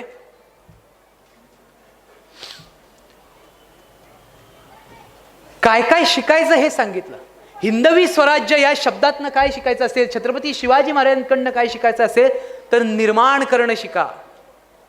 एखाद्या गोष्टीचं नाविन्याने उभं करणं. मला तुम्हाला आज एक गोष्ट मुद्दाम सांगायची आहे. शिवाजी महाराजांच्या बाबतीतल्या 2 कथा मी तुम्हाला सांगणार आहे. छोटे प्रसंग आहेत, पण त्यातनं काय किती मोठा बोध घ्यायचा आहे तुम्ही बघा. शिवाजी महाराजांच्या नावानं राजकारण करणं, शिवाजी महाराजांच्या नावानं व्यवसाय करणं, शिवाजी महाराजांच्या नावानं धंदा करणं, हे आमचं व्याख्याना व्यवसाय नाही बरं का. नाही तर तुम्ही म्हणाल तुम्ही मानधन घेऊन येतात, ते आम्हाला गाडी बिडी. जर सरकार रोजच डिझेलचे भाव वाढवत असेल तर आम्ही पायी तर येऊ शकत नाही पुणे ते मुलुंड. तर ते माझा व्यवसाय लेखन आहे. काही जण विचारतात मला, मग तुम्ही मानधन घेता? मी मानधन घेतो, पण मी कधी तुम्हाला 50,000 आकडा सांगितला का 75,000 सांगितलं? माझ्याकडे यादी आहे घरी. हे मी माझं मोठेपण नाही सांगत, आपण एकमेकांना ओळखतो. आपलं एक कुटुंब आहे मुलुंडवासियांचं, आणि मी मुलुंडला माझं घर समजतो. म्हणून मी येतानाही रिलॅक्स येतो आणि रिलॅक्स जातो, लक्षात ठेवा. मी मगाशी आल्या बोललो म्हणून बोलतो. त्या लोहारे गावात ना, तुम्हाला आश्चर्य वाटेल, मी गेलो कार्यक्रमाला, माझे वडीलही इथं आहेत. कार्यक्रमाला गेलो, ते साल माझ्याकडे आहे 2009 साली, 9 का 10ला 11 रुपये मला दिले होते. 11 रुपये. पण मी लोहाऱ्यातनं व्याख्यान करून आलो. का माहिती? हा आमचा व्यवसाय नाही आहे, हे आमचं व्रत आहे. लक्षात ठेवा, व्रत आहे. आज छत्रपती शिवाजी महाराजांच्या आयुष्यात त्यांनी सांगितलेल्या गोष्टी, स्वराज्यासाठी करायचं, देशासाठी करायचं, धर्मासाठी करायचं. तुम्ही धारकरी, तुम्ही मावळे आहात, तुम्ही सारेजण आहात. आयुष्यात कुठेतरी देव, देश, धर्म, राष्ट्रासाठी करताय की नाही? आज माझ्याकडे एक नाव आहे इथं, अशोकदादा पाईकराव. ते संस्थापक अध्यक्ष आहेत कैदी सुधार वेलफेअर फाउंडेशनचे. पण त्यांनी काय केलंय? देव, देश, धर्म, राष्ट्र संरक्षण करणारे जे तरुण आहेत, गोरक्षक असतील, लव जिहादच्या विरुद्ध काम करणारे असतील किंवा धारकरी असतील, यांच्यावर ज्या ज्यावेळी गुन्हे दाखल होतील त्यावेळी त्यांना कायदेशीर दृष्ट्या संरक्षण त्यांनी देण्याचं शब्द दिलेला आहे, आणि त्याचं काम ते करतात. म्हणजे काय? जो ज्याला जसं जसं जमतं तसं. आपण धारकरी मोहिमा करतो, लव जिहादच्या विषयी काम करतो, सगळं करतो. ज्याला ज्याला जसं जसं जमतं तसं तसं देशाचं, धर्माचं, राष्ट्राचं व्रत घेतलंय. तसं आमचं हे व्रत आहे शिवचरित्र पोचवण्याचं. त्यामुळं आमचा काय हा व्यवसाय नाही, व्यवसायावरनं हा सगळा विषय आला. निर्माण शिकायचं, नवीन नवीन निर्माण करायला शिकायचं. शिवाजी महाराजांकडनं काय क्रिएशन शिकायच्या, तर ते हे आजकाल देशात, या वाक्यावरनं ते आलं की आजकाल देशात शिवाजी महाराजांच्या नावाने व्यवसाय खूप झालेत, पैसे कमवणारे खूप झालेत, बरोबर ना? मी 2,500 कीर्तनांना साथ केलेली आहे मृदुंगाची. त्यामुळं पुन्हा पूर्वपदावर आणि पुन्हा पहिल्या चरणावर कसं यायचं ते मला चांगलं माहिती आहे. तर व्यवसाय करता शिवाजी महाराज शिवाजी महाराज शिवाजी महाराज चाललंय. पण शिवाजी महाराजांनी जसं निर्माण केलं ना तसं निर्माण करायला शिका. निर्माण करणं म्हणजे काय? क्रिएशन म्हणजे काय? तर 350 वर्षापूर्वी माझा शिवाजी राजा या कल्याणला, कल्याण कुठल्या बाजूला आहे? या ना, या कल्याणला दुर्गाडी आहे, बरोबर ना? दुर्गाडीच्या इथे उभे होते शिवाजी महाराज ऐन तारुण्यात. त्यांच्याकडे काय कुठली पदवी होती? इंजिनिअरिंग कॉलेजची. महाराज इंजिनिअरिंग कॉलेजला गेले होते का? कुठल्या महाविद्यालयात गेले होते? कुठल्या डिग्रीला गेले होते का? कुठली डॉक्टरेट होती? काही नव्हतं. महाराज त्या तिथं उभे होते दुर्गाडीला, आणि महाराज विचार करतायत समोर त्या खाडीकडे वगैरे बघून की इंग्रज, डच, पोर्तुगीज, फ्रेंच, अरब, सिद्धी, वलंदे हे साले येतात आणि या देशाला चिकटतात, गुळाला मुंगळे चिटकावे तसे. अहो, धर्मशाळा परवडली. धर्मशाळेत लोक येतात, आराम करतात, बरोबर ना, आणि निघून जातात. धर्मशाळेत कोण कायमचं राहतं का? नाही. पण ह्या भारत देशात आले, इथंच चिकटले, इतकी सत्ता उपभोगली आणि कायमचे इथं राहिले. यांचा बंदोबस्त कोण करणार? समुद्रमार्गे आलेल्यांचा. आदिलशाला मुस्कडायला, मोगलांच्या छाताडावर लाथा घालायला मी सैन्य निर्माण केलेलं आहे. पण समुद्रमार्गे येणाऱ्या शत्रूंचा जर नाश करायचा असेल तर मला त्यासाठी समुद्र किनारे मजबूत करणारं सैन्य पाहिजे. हा विचार शिवाजी महाराजांनी त्यावेळी केला त्या दुर्गाडीजवळ आणि आरमाराची निर्मिती केली. हे नवनिर्माण आहे, म्हणजे हे कुठल्या पक्षावरनं राजकीय नाही, याला दुसरा शब्द तरी काय आहे? हे नाविन्य आहे, हे शिवाजी महाराजांनी स्वतः उभं केलेलं आहे. हे शिवाजी महाराजांचं स्वतःचं क्रिएशन आहे. आरमार, आरमार म्हणजे आजच्या भाषेत नौदल, बरोबर ना? Indian navy. तुम्ही तुमच्याशी संलग्न आहे ना ते. तर हे जे नौदल आहे हे त्यावेळी उभं केलं. आमच्याकडे जहाजं होती की, पण या देशाला जहाजं कुठली होती? ते मक्का मदिनेला सहलीला जाणारी ती जहाजं. आता सध्या माझ्यावर काही बंधन आहेत, नाही तर मी माझ्या पद्धतीने बोललो असतो. मक्का मदिनेला जाणारी जहाजं इथं बनतात, पण या देशाच्या सागरी सीमांचं रक्षण करणारी जहाजं नव्हती हो.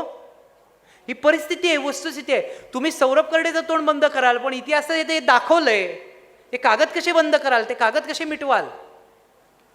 आमच्याकडे होड्या आहेत, पण त्या मच्छीमारांच्या होड्या आहेत. पण 4 इंग्रजांची जहाजं जर तोफा डागत इथं आली, त्यांना रोखणारं कुठं काय? तो एक हलकट सिद्धी जंजिऱ्याचा तिथं आमच्या लेकीबाळींची आबरू लुटत होता. अलिबाग, मुरुड, रोहा, साई, बोर्ली, मसाळा या परिसरामध्ये. त्याला रोखणारी जहाजं कुठे आहेत? शिवाजी महाराज म्हटले मी निर्माण करीन. आणि मग पोर्तुगीजांचे 2 इंजिनियर त्यांनी पैसे देऊन आणले. त्यांच्या हाताखाली काही 40 बुद्धिवान मंडळी ठेवली आणि 800-900 कारागीर ठेवले. दुर्गाडीजवळ आरमाराची निर्मिती झाली. तुम्हाला सांगायला एक गंमत वाटते, शिवाजी महाराजांचा आदर्श का घ्यायचा? अचानक एका रात्री ही सगळी मंडळी, ही पोर्तुगीजांची जी 2 मंडळी होती ना, ही जी इंजिनियर होती त्यावेळेची, जे जहाज कसं बनवायचं, लढाऊ युद्धनौका कशी बनवायची हे दाखवत होते, त्यांना गोव्याच्या गव्हर्नरचा आदेश आला की शिवाजी डोंगरात पसरतोय तर आदिलशाह आणि मोगलांना पुरून उरलाय, त्याला पाण्यावर आणू नका, तुमच्यावर देशद्रोहाचे खटले भरू. ताबडतोब ते 2 इंजिनियर रातोरात पळून गेले. आता आपण 21व्या शतकाकडे येऊ. गंमत बघा, एक नवीन प्रोजेक्ट आहे व्यवसायात, आणि त्याच्यासाठी मला सूचना आहे का? काय नाही ना, आपलं विचारलेलं बरं. आणि त्या नवीन प्रोजेक्टसाठी प्रचंड पैसा लावलाय, आणि तो प्रोजेक्ट करण्यासाठी बोलवलेला एक जो माणूस असेल, त्याचा हेड असेल, तो रातोरात पळून गेला सगळा पैसा घेऊन. काय करणार? स्वराज्याची अवस्था 350 वर्षापूर्वी हीच झाली ना. आरमारासाठी उभा केलेला जो नवीन पैसा आहे, हा पैसा कुठनं आणलाय? स्वराज्याचा पैसा पै तिथं लावलेली आहे. कर्नाटकवरनं लाकडं मागवली आहेत जहाज बांधणीसाठी, आणि एवढा मोठा तो प्रोजेक्ट समोर पडलेला आहे, आणि तो करणारी ती 2 माणसं पैसे खाऊन पळून गेली रात्री. शिवाजी महाराज आले तिथं. महाराज निश्चिंत होते, धीर, उदार, गंभीर, शूर क्रियेसी तत्पर, सावधपणे नृपवर तुच्छ केले. हे उगाच म्हटले का? महाराज सगळ्यांना म्हणाले तुम्ही काळजी करू नका, आपला आरमार उभं राहील. तुम्ही लक्षात ठेवा हा प्रसंग. हा शाळेबिळेच्या पुस्तकांमध्ये हे नसतं, काय जे तिथं नसतं ते मी सांगतो कायम. महाराज म्हटले आपला आरमार उभं राहील. दादा कसं उभं राहील? तर ती 40 लोक जी होती ना बुद्धिमान, जी महाराजांनी त्या पोर्तुगीजांच्या हाताखाली ठेवली होती, त्यांनी शिवाजी महाराजांना शब्द दिला, महाराज तुम्ही आमच्यावर सोपवलेलं काम आम्ही पार पाडलेलं आहे, तुम्ही काळजी करू नका, तुम्ही राजगडावर जा, आम्ही इथं लढाऊ युद्धनौका उभ्या करतो. त्या 40 लोकांनी काय केलं होतं? हे 2 पोर्तुगीज झोपले की त्यांचे नकाशे, त्यांची चित्र, त्यांची जहाज बांधणीची पद्धत ते रात्रभर वाचायचे, झेरॉक्स काढल्यासारखं स्वतःकडे लिहून घ्यायचे. अशा पद्धतीनं त्यांनी जहाज बनवण्याची सगळी रेसिपी स्वतःकडे उतरवून ठेवली होती. काही दिवस गेले आणि ह्या 40 लोकांच्या अथक प्रयत्नानंतर मराठ्यांनी पहिलं गलबत उभं केलं. याला म्हणतात जिद्द. त्यांच्याशिवाय उभं केलं. मग संगमेश्वरला गेले आणि मग मराठ्यांच्या आरमारामध्ये गुराब, पाल, गलबत, संगमिरी अशा पद्धतीच्या 4 युद्धनौका आणि होड्या उभ्या राहिल्या. शिवाजी महाराजांनी 350 वर्षापूर्वी ओळखलं होतं की एक प्रोजेक्ट केला तर त्याला धोके कसे असू शकतात, म्हणून 40 लोक ठेवली. ती 40 लोक झिम्मा फुगडीत खेळायला तिथे ठेवली नव्हती. त्यांनी सगळं ते ओळखलं, ते तसंच्या तसं नकलून घेतलं, उतारून घेतलं आणि आरमार उभं केलं. मित्रांनो, मी तुम्हाला आजही सांगतो, शिवाजी महाराजांनी या कल्याण दुर्गाडी जवळ केलेल्या आरमाराचा शुभारंभ इतका मोठा झाला की तुमचीच ही भूमी आहे ना, बरोबर आहे ना, तुमचं हे सगळं, हा सगळा परिसर, या ठिकाणी झालेला आरमाराचा शुभारंभ हा भगव्या झेंड्याच्या होड्या तब्बल गोव्यापर्यंत गेल्या. इकडे ते हे ना तुमचं बोर्डी गुजरात, त्या बोर्डीपर्यंत गेल्या, सिल्वासापर्यंत गेल्या. आणि ज्या समुद्र किनाऱ्यावरती पोर्तुगीजांची, इंग्रजांची, डचांची, अरबांची, सिद्ध्यांची, कातोंड्यांची अशी निशाणं दिसायची, तिथं भगवं निशाणाचं गलबत दिसलं की ही बाकीची जहाजं डुंगणाला पाय लावून पाण्यावरनं पळायला लागली. समुद्रावरची पारतंत्र्याची सत्ता उखडून फेकली आणि मायनाक भंडारी, दर्या सारंग असे दर्यावरती शूरवीर उभे राहिले आणि मराठा आरमार उभं राहिलं.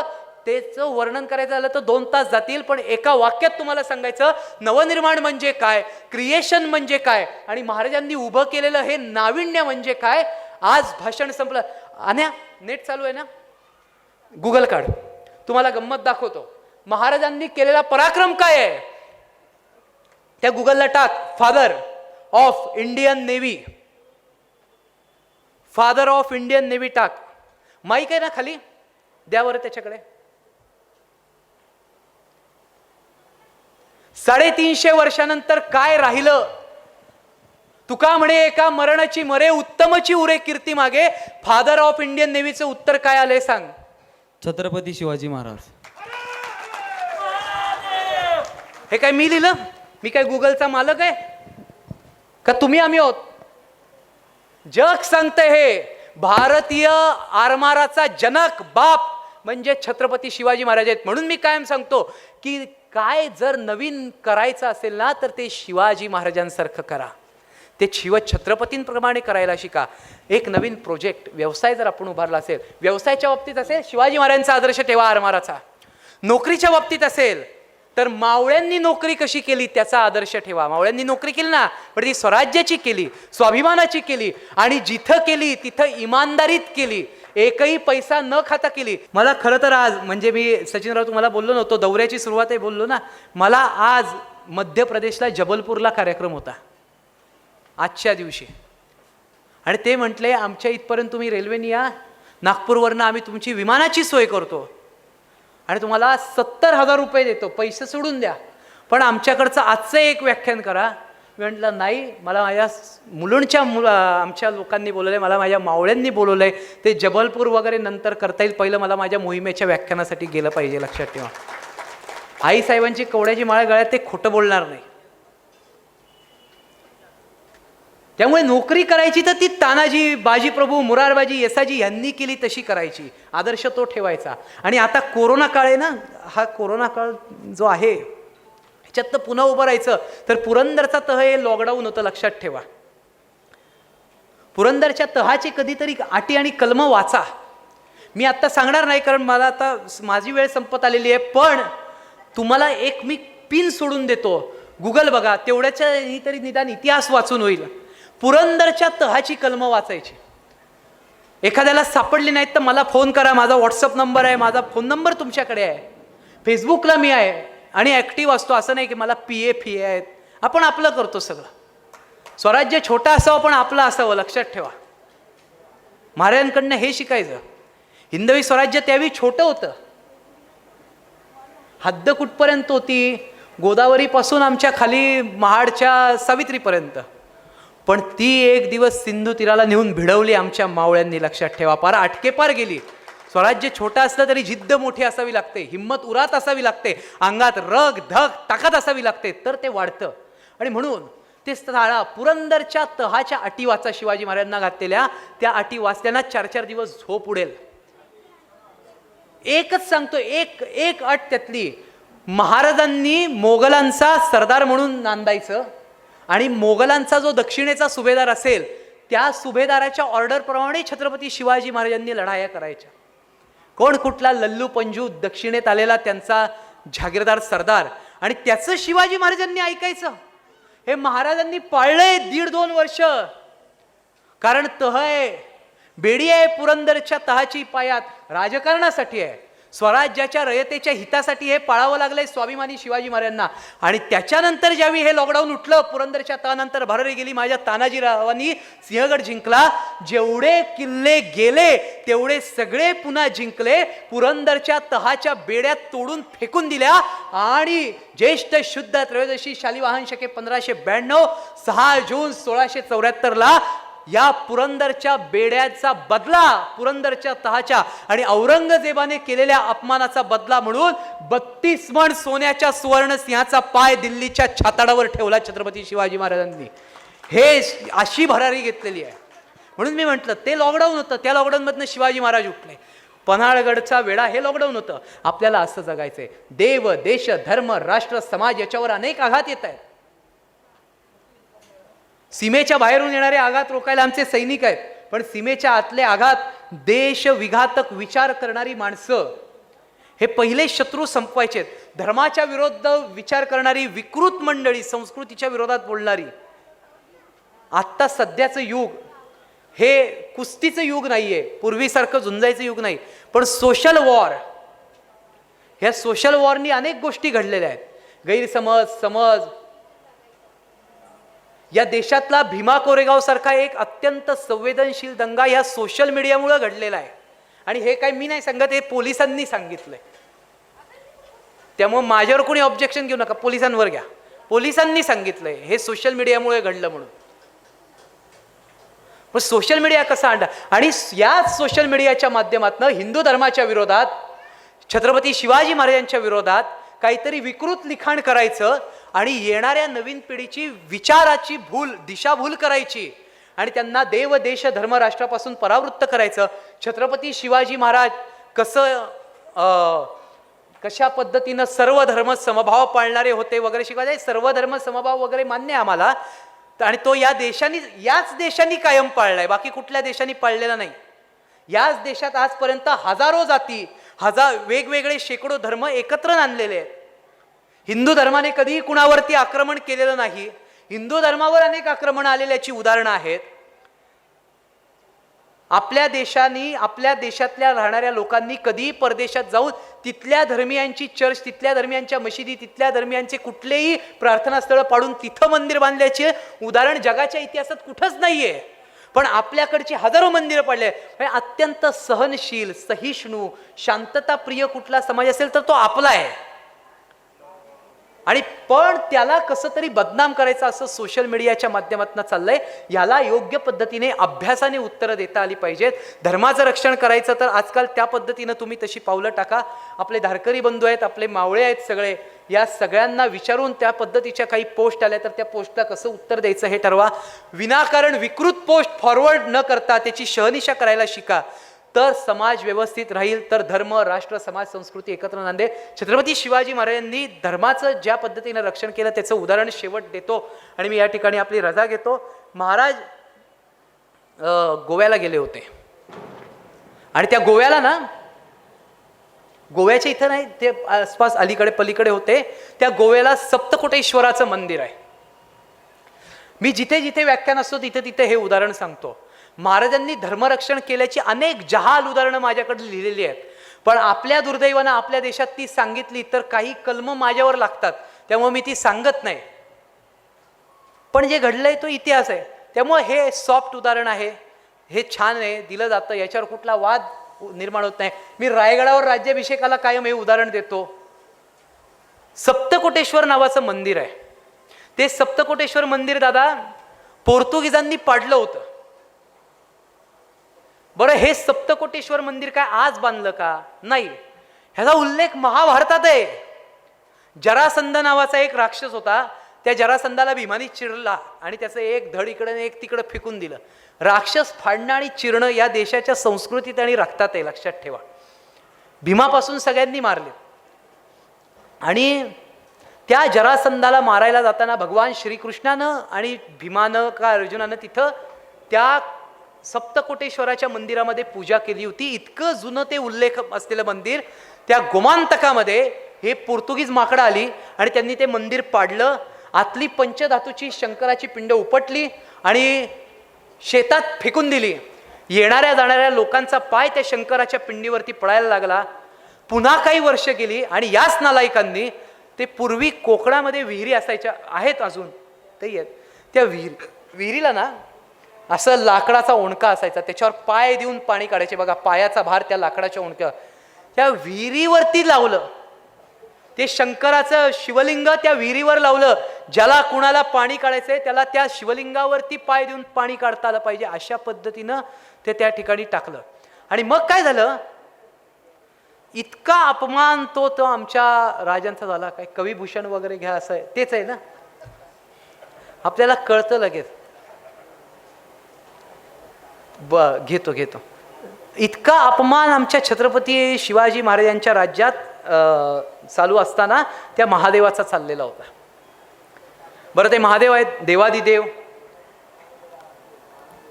महाराज तिथं गेले. महाराजांनी ही सगळी परिस्थिती पाहिली बरं का. आणि महाराज म्हणाले, हे जे शिवलिंग आहे ना, हे जे शंकराचं पिंड आहे, हे इथनं उचला आणि याचं भव्य मंदिर उभं करा. मंदिर भव्य बनाएंगे हे तेव्हापासून आहे. याचं भव्य मंदिर उभं करा म्हटले. तर कुठे उभं करायचं? रायगडावर, राजगडावर नाही म्हटले. जिथे होतं ना सप्तकोटीश्वर पूर्वी, तिथंच उभं करायचं. आता महाराजांना कोणीतरी प्रश्न विचारला. महाराज म्हटले, आपण मंदिर बांधू, जाऊ. पुन्हा पोर्तुगीज येतील, पुन्हा ते पाडतील, मग काय? महाराज म्हटले, तुम्ही बांधा, पुढचं मी बघतो. काळ गेला, दिवस गेले, सप्तकोटीश्वराचं मंदिर पुन्हा उभं राहिलं, अत्यंत चांगल्या पद्धतीने राहिलं. आणि महाराजांनी पोर्तुगीजांना एक पत्र लिहिलं. त्याचे शब्द असे आहेत, महाराज पोर्तुगीजांना काय म्हणतात ते एक हिंदू नागरिकानं हृदयावरती करून ठेवावं. धर्माचं आणि देवाचं रक्षण करायचं तर कसं करायचं, राजांनी आम्हाला प्रेरणा दिली. महाराज असं म्हणाले, पोर्तुगीजांना लिहून पाठवले, ये स्थळीचा मोडलेला हिंदूंचा देव शिवाजी राजाने पुनरपी प्रस्थापिला आहे. आता जर त्यास इजा पावली तर राजा जातीने चालून येऊन अवघ्या चर्चचे कळस धुळीस मिळवल्याशिवाय राहणार नाही. आज 2022 साल चालू आहे. काही वर्षापूर्वी भारताचे माजी संरक्षण मंत्री आणि गोव्याचे मुख्यमंत्री मनोहर पर्रीकर साहेब यांचं आता निधन झालं. पण मनोहर पर्रीकर साहेब हयात असताना, जिवंत असताना त्यांनी सप्तकोटीश्वर मंदिराचा जीर्णोद्धार केला. ते मंदिर अत्यंत सुंदररित्या बांधलं. त्याचे काही फोटो माझ्याकडे या का त्या मोबाईलमध्ये आहेत, मी तुम्हाला पाठवू शकतो. त्या मंदिराच्या बाहेर काळ्या पाषाणामध्ये पाटी आहे, आज सुद्धा पाटी आहे, की पोर्तुगीजांनी आक्रमण केलेल्या या मंदिराचा जीर्णोद्धार 16व्या शतकात छत्रपती शिवाजी राजाने केला होता. ते मंदिर आज उभे आहे. असं आजही काळ्या पाषाणात छत्रपती श्री शिवाजी महाराज की जय. हे याला म्हणतात धर्मरक्षण. हे असाच प्रसंग समेत्ती पेरुमलाचा आहे. महाराज दक्षिण दिग्विजयाला गेले आणि दक्षिण दिग्विजयाला जाताना समेत्ती पेरुमला नावाचं देवाचं ठिकाण होतं. 2 ठिकाणं होती, दोन्ही मंदिरं पाडून मशिदी उभ्या केल्या होत्या. महाराजांनी पाहिलं आणि जाताना सांगितलं, मी परत येईपर्यंत इथं मंदिरं उभी करा. मग ती कशी उभी करा, त्याच्यासाठी काय पाडा आहेत आपण समजून घ्या. आणि महाराज गेले दक्षिण दिग्विजयाला, श्रीशैलपर्यंत गेले. तिरुपती बालाजीला महाराज थांबले, बालाजीचं दर्शन घेतलं. दक्षिण दिग्विजयाला जाताना केवळ देवदर्शन केलं नाही, दानवांचा नाश सुद्धा केला. शेरखान लोधी नावाचा एक पठाण होता, त्या पठाणाला महाराजांनी इतका तुडवला की तो जंगलात गेला. आणि उल्लेख आहे, जंगलात त्याने भिकाऱ्याचा वेश घेतला आणि पळून गेला. चांगल्या पठाणांना महाराजांच्या रुद्रावतार बघून भिकाऱ्याचा वेश घेऊन पळून जावं लागत होतं. ही त्यावेळेच्या हिंदुस्थानातली परिस्थिती होती. आणि महाराज ज्यावेळी परत आले त्यावेळी समेत्ती पेरुमलाच्या इथं असलेली पुन्हा ती समेत्ती पेरुमला देवाची मंदिरं उभी होती. दिवस होता दिवाळी नंतरच्या कार्तिक पौर्णिमेचा. लक्षात घ्या, आपल्याकडे ती साजरी करतात त्रिपुरारी पौर्णिमा, बरोबर ना? त्रिपुरारी करता की नाही? तर ह्या त्रिपुरारीच्या दिवशी त्या पौर्णिमेला त्या देवांची प्राणप्रतिष्ठा झाली. महाराजांनी हजारो गायी त्या ठिकाणी बोलवल्या. त्या गायींच्या दुधाची त्या ठिकाणी काही प्रसाद झाला आणि 1 लक्ष द्वीप त्या ठिकाणी लावले आणि पौर्णिमा साजरी केली. आज 2022 साल चालू आहे. आज त्या भागामध्ये त्रिपुरारी पौर्णिमेला त्रिपुरारी पौर्णिमा म्हणत नाही, त्रिपुरारी पौर्णिमा आपण म्हणतो. पण दिवाळी नंतरची पौर्णिमा आली तर त्या भागात त्या पौर्णिमेला शिवजी समोरोत्सवा असं नाव दिलेलं आहे. शिवजी समोरोत्सव म्हणजे काय? शिवजी म्हणजे शिवाजी राजा. समर म्हणजे युद्ध आणि उत्सव म्हणजे शिवाजी राजाच्या युद्धातल्या विजयाचा उत्सव असलेली पौर्णिमा म्हणजे परप्रांतात सुद्धा छत्रपती शिवाजी राजांच्या धर्मरक्षणाचे डंके आजही अभेद्यरित्या वाजतायत. असा आमचा राजा होता, तुमचा माझा प्राणप्रिय राजा आपल्या भूमीला 350 वर्षापूर्वी मिळाला. आणि त्या राजाच्या आयुष्यातल्या एका अत्यंत महत्वाच्या प्रसंगाची कथा जिथं घडली ती पावनखिंड ते विशाळगड, विशाळगड ते पावनखिंड हा जो मार्ग आहे तिथे 14 तारखेला गडकोट मोहीम होणार आहे. आपण प्रत्येकाने गडकोट मोहिमेसाठी जावं. मी कायम हेच सांगतो. काय मला नाही ना काय भोंगा नको, सध्या माझ्यावर 295 आहे. माझ्यावर 295 टाकण्यासाठी अनेक भोंगे बोंबललेले आहेत, त्यामुळं जाऊ दे आत्ता. पण मी याच्यावर 2-3 दिवसात एक गनिमी कावा आहे, मला माझ्या राजांनी गनिमी कावा शिकवला आहे. मी आत्ता 2च दिवसांनी बेळगावात चाललोय. बेळगाव महाराष्ट्रात येत नाही, तिथं माझ्यावर नाही आहे काय, मी तिथं याच्यावर बोलणार आणि त्याची लाईव्ह होणार, तुम्हाला ऐकायला मिळणार. फक्त आज नको. जय श्रीराम. जय श्रीराम. पण 350 वर्षापूर्वी रायगडावर एक भोंगा आला होता, त्याचं नाव कवी भूषण, लक्षात ठेवा. आणि त्यानं त्यावेळी त्या भोंग्यातनं अशा पद्धतीचे शब्द त्यांनी लिहिलेत की काशी की कला जाती, मथुरा मस्जिद बनती, अगर शिवाजी न होते तो सुन्नत सबकी होती. ह्याच्यापेक्षा अजून दुसरं काय पाहिजे. आता रायगडावर बोललाय तर त्या शिवाजीराजांच्या इतिहासातला प्रसंग ज्या ठिकाणी घडला त्या ठिकाणी मोहीम आहे. 14 तारखेला आपल्या घरच्या मुलांना पाठवा, तरुणांना पाठवा, ज्याला जसं जमेल त्यांनी तसं मोहिमेला जावं अधिकाधिक संख्येने. आणि 2 वर्षाच्या कालावधीनंतर या ठिकाणी मोहीम होणार आहे. त्यामुळे मोहीम अनुभवा. मोहीम अनुभवणं म्हणजे काय हे त्याचा अनुभव घेतल्याशिवाय कळणार नाही. जसं आम्ही वारकरी पंढरीच्या वारीची वाट बघत असतो, आषाढी कार्तिकी भक्तजन येते, चंद्रभागेमध्ये स्नान जे करते, त्या पद्धतीनं मोहिमेमध्ये प्रत्येकाने जावं. आजच्या वर्षी मोहिमेला गेलेला माणूस पुढच्या वर्षी न सांगता आणि सौरभ कर्डेचं भाषण न ऐकताही येतो, हा मोहिमेचा अनुभव आहे. त्यामुळे आणि गुरुजींच्या शब्दातली देशभक्तीची, धर्मभक्तीची, अमृताची धार ऐकण्यासाठी धार म्हणजे ती नाही, धार म्हणजे धार अमृताची जी लागते ओघवती वाणी, ती ऐकण्यासाठी प्रत्येकाने जा. आपल्या भागातनं जागृती करा. शिवप्रतिष्ठान हिंदुस्थानच्या माध्यमातून होत असलेली गडकोट मोहीम ही देशातली एकमेव आहे. अशी मोहीम देशात दुसरीकडे कुठेही होत नाही. 350 वर्षापूर्वीचे मावळे अनुभवायचे असतील तर जा आणि गडकोट मोहिमेला अधिकाधिक संख्येनं तिकडं जावं. छत्रपती शिवाजी महाराजांनी रचून ठेवलेला इतिहास हा आपण प्रत्येकाने आपल्या हृदयात ठेवावा. मी आज या ठिकाणी छत्रपती शिवाजी महाराजांच्या काळात घडलेल्या घटनांचे 8 गुण सांगितले. एक त्याग सांगितला, महिलांनी आजच्या काळात कसं राहायचं ही हिंमत सांगितली, त्याच्यानंतर नवनिर्माण कसं करावं हे सांगितलं, मावळ्यांनी दाखवलेली हिंमत आणि शौर्य कसं असावं हे सांगितलं, चौकस कसं राहावं म्हणजे पोर्तुगीज अधिकारी गेला तरी आपलं आरमार कसं निर्माण होईल शिवाजीराजांनी पाहिलं हे सांगितलं, त्याच्यानंतर शिवा काशीदाचा त्याग बी सुद्धा सांगितला. त्या ठिकाणी मराठी स्त्रीनं वेळ आल्यावर तलवार कशी काढावी म्हणजे तुमच्यावर लव जिहादसारखी संकट येत आहेत त्याच्या विरुद्ध कसं उभं राहायचं याचा संदेश तिथलं हे सुद्धा सांगितलं. शिवचरित्रातले अनेक पॉईंट मी तुम्हाला सांगितले, 8 हे त्यातले महत्त्वाचे आहेत, हे प्रत्येकाने लक्षात ठेवा. कविभूषणाने छत्रपती शिवाजी महाराजांचं वर्णन फार सुंदर केलेलं आहे रायगडच्या राजसभेमध्ये. अक्षरशः मी रायगडाची वाट बघतोय पण रायगडानं सध्या मला दूर केलेलं आहे. पुन्हा महाराज बोलवतील, बघू काय होतंय आणि होईल. काय नाही काय हे असली माकडं लय वेळ बोंबलतात. पण कविभूषण रायगडच्या दरबारामध्ये उभे राहिले आणि पखवास तिथं दुमदुमला. त्रिकड तक धा त्रिकड धा त्रिकड तक त्रिकड तक धा त्रिकड धा त्रिकड तक धा त्रिकड धा त्रिकड तक धा त्रिकड धा. आणि कविभूषण छत्रपती शिवाजी महाराजांच्या समोर म्हटले, हे सरजा शिवाजी राजा, साजिच तू रंगवीर रंग में तू रंग चढ़ी सरजा शिवाजी जंग जितन जलत है भूषण भनत नद बिहाद नगार के नदी नद मद गैब रन के रलत है ऐल पैल खैल मैल खल कब गैल गैल गजब की ठैल पैल सैल उस्सलत है तारा सो तरनी धुनी धारा में लगत जिमी धारा धारा पारा पारा वारियो हलत है भूषण भनत भाग्य काशीपति विश्वनाथ है और कौन गिनती में भूली गई भबकी शिवराज तेरे त्रास दिल्ली भई भूकंप थर थर थर थर कापती है बिलायती इस्लाम की, काशी जी की कला जाती, मथुरा मस्जिद बनती, अगर शिवाजी न होते तो सुन्नत होती सबकी, सुन्नत होती सबकी. हे वाक्यच फार महत्वाचं आहे. 100 सौरभ करडे जन्माला येऊ देत, पण एवढं जहाल वाक्य कधीच बोलू शकत नाही. एक कवी भूषणाने लिहून ठेवलंय, लक्षात ठेवा. अहो, नशीब कवी भूषणाच्या वेळी कोण पुरोगामी बिरोगामी नव्हते, नाही तर कवी भूषणाच्या शब्दांवर पण ऑब्जेक्शन घेतलं असतं.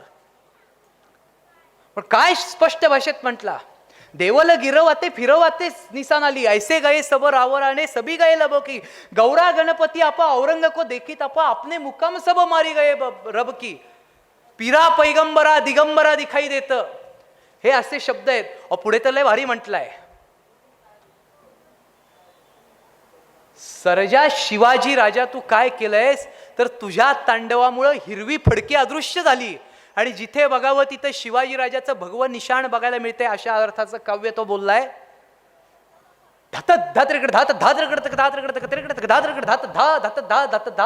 किने खंड खंडते प्रचंड बल बंडवीर मंडन बही के अरि खंडन भूलाने है, लेले दंडे छंडे मंडे मुख रंचक हूँ, हेरत निशाने वहा कहा न ठहराने है, भूषण भनत नवखंड मही मंडल में, अरे जहां जहां दिखे वहां शिवा के निशाणे है, वहां शिवा के निशाणे. जिथे बघावं तिथं भगवा झेंडा बघायला मिळतोय म्हटला. हे कवी भूषणाचं वर्णन आहे. आणि कवी भूषण हे रायगडच्या राजसभेत म्हटलंय, अशा एका परप्रांतातल्या कवीला त्यावेळी शिवाजी राजाचा पराक्रम ऐकायला मिळाला, त्याला स्फूर्ती मिळाली आणि तो एवढ्या लांब चालत आला. कोण जातं काय असं उगाच कोणासाठी? 350 वर्षापूर्वी कवी भूषण त्रिविक्रमपूरवरनं इकडं आलाय, म्हणजे शिवाजी राजाची कीर्ती कुठल्या कुठं पोचली होती आणि त्यानं रायगडच्या दरबारात हे लिहून ठेवलं. हे शिवाजी राजांचं महत्व आहे. कविभूषणाच्या काव्यातनं स्फूर्ती मिळते, कविभूषणाच्या काव्यातनं तत्कालीन परिस्थितीचा अंदाज येतो. हे फार महत्वाचं आहे. आणि असे परमपवित्र छत्रपती शिवाजी महाराज तुम्हाला आम्हाला राजे म्हणून लाभले, हे तुमचं माझं भाग्य आहे. छत्रपती शिवाजी महाराजांनी माझ्या व्याख्यानाचं पहिलं वाक्य होतं, भारत मातेची राजसुद्धा पुन्हा निर्माण केली. ते शेवटचंही वाक्य तेच आहे, जिथनं सुरुवात केली तिथं शेवट. रायगडच्या बाबतीतही आपण हेच करणार, लक्षात ठेवा. मुलुंडला बोललेला शब्द आहे, जिथून सुरुवात केली रायगड तिथं एका गोष्टीचा शेवट करतो की नाही बघा. पण छत्रपती शिवाजी महाराजांनी भारत मातेची राजसत्ता मोडकळी सांडलेली पुन्हा तिथं जिवंत केली, भारत मातेचं रक्षण केलं. आज जगाच्या इतिहासात भारत देशाला जर का ओळखलं जात असेल तर ते फक्त आणि फक्त छत्रपती शिवाजी महाराजांमुळे ओळखलं जातं, दुसऱ्या कुणामुळेही ओळखलं जात नाही. कारण शिवाजी महाराज नसते तर वरचा उत्तरेतला प्रांत मोगलांनी घेतला असता, दक्षिणेतला प्रांत आदिलशाने आणि कुतुबशाने घेतला असता. म्हणजे जे 1647ला झालं, 1947ला झालं, ते 1600 सालात 3 पाकिस्तान जगात निर्माण झाले असते आणि भारत हे नाव राहिलं नसतं. पण भारत हे नावच राहिलं, हिंदुस्तान हे नावच राहिलं, हिंदू हा धर्म राहिला, मराठी ही भाषा राहिली आणि तुमची माझी वारकरी संस्कृती जिवंत राहिली. याला कारण छत्रपती शिवाजी महाराज आहेत, हे जगात कोणीही नाकारू शकत नाही. हे वास्तव आहे, ही वस्तुस्थिती आणि परिस्थिती दोन्ही आहे. त्या छत्रपती शिवाजी महाराजांचा आदर्श आपण आपल्या हृदयामध्ये कायम ठेवू, उत्तम उदात्त उन्नत कार्य देशासाठी करू आणि भारत मातेला अभिमान वाटेल असे जगू आणि असे मरू. जसं छत्रपती शिवाजी महाराजांनी जीवन जगलं आणि धर्मवीर छत्रपती संभाजी महाराजांनी मरण त्या ठिकाणी पत्करलं, या दोघांच्या आयुष्यातली मधली रेष जी आहे त्या पद्धतीची जीवनाचा आलेख त्या रेषेचा आपला आला पाहिजे. आज बलिदान करण्याची वेळ सर्रास नाहीये, पण योगदान देण्याची वेळ मात्र आहे. भारत मातेसाठी योगदान देऊ आणि तुम्ही आम्ही मावळे असं कार्य करू की तिला तिचा कायम अभिमान वाटला पाहिजे आणि भारत देश समृद्ध, भ्रष्टाचार मुक्त, ताकदवान आणि सच्छील तरुणांचा, मावळ्यांचा, तानाजी, येसाजी, बाजी, मुरारबाजी, हंबीरराव, प्रतापराव, कुर्तोजी या सगळ्यांचे भावी वारसदार असलेला भारत देश बनला पाहिजे. जगाच्या नकाशावर भारत हा पूर्वीसारखाच अभिमानानं, ती जी होती ना, सागर वसना पावन देवी सहज सुहागन भारत मा, हिमगिरी पीर पयो धनवत्सल जनमन मंगल भारत मा, अशी जनमन मंगल भारत मा पुन्हा एकदा येणाऱ्या काळामध्ये झाली पाहिजे. आणि त्याच्यासाठी छत्रपती शिवाजी महाराजांचा आदर्श घेऊन आपण जगू, भारत मातेला वंदन करू.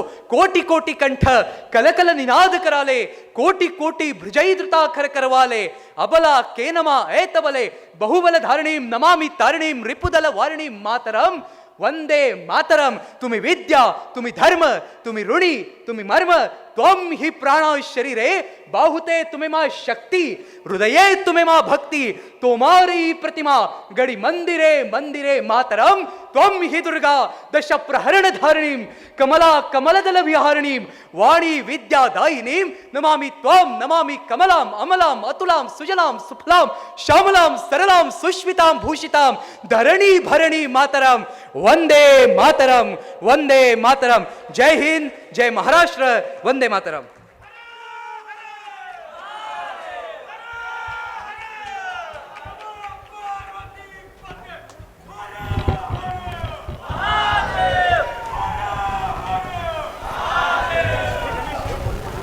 धन्यवाद सौरभराव. तुम्ही तेच थांबा.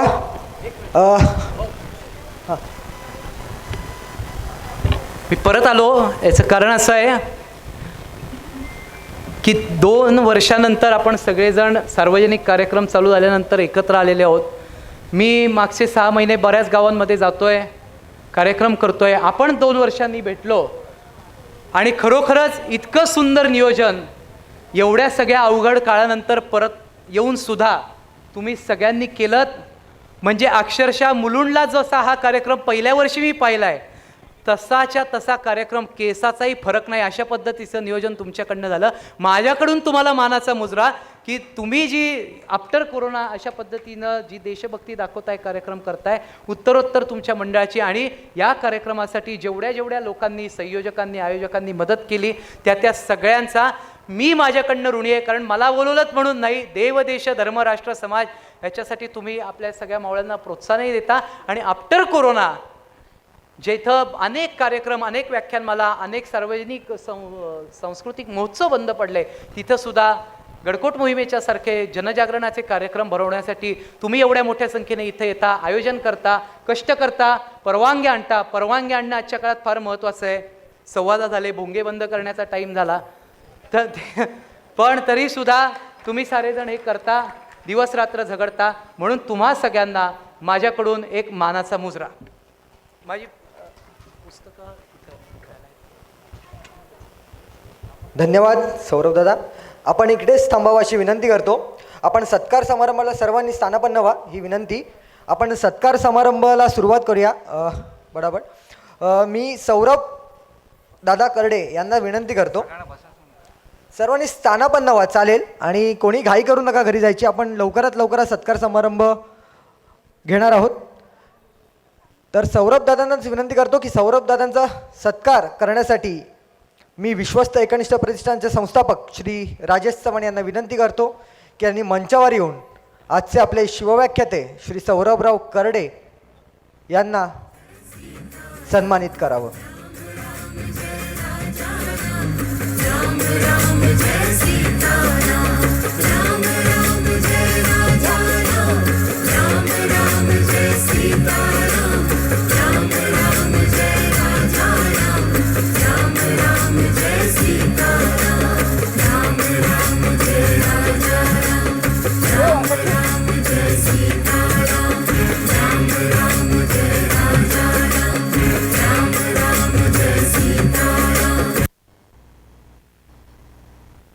पुण्यश्लोक छत्रपती श्री शिवाजी महाराज की जय.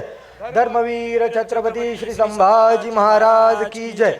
भारत माता की जय. हिंदू धर्म की जय. राम राम जय राजा राम, राम राम जय सीताराम. राम राम जय राजा राम, राम राम जय सीताराम.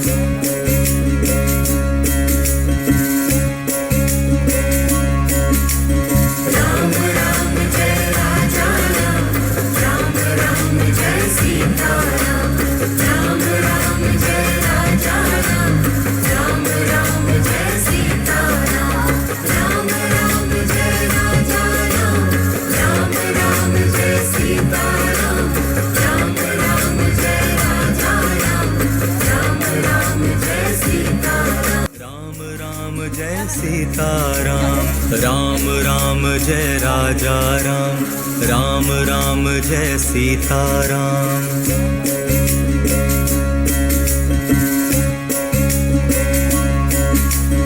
राम राम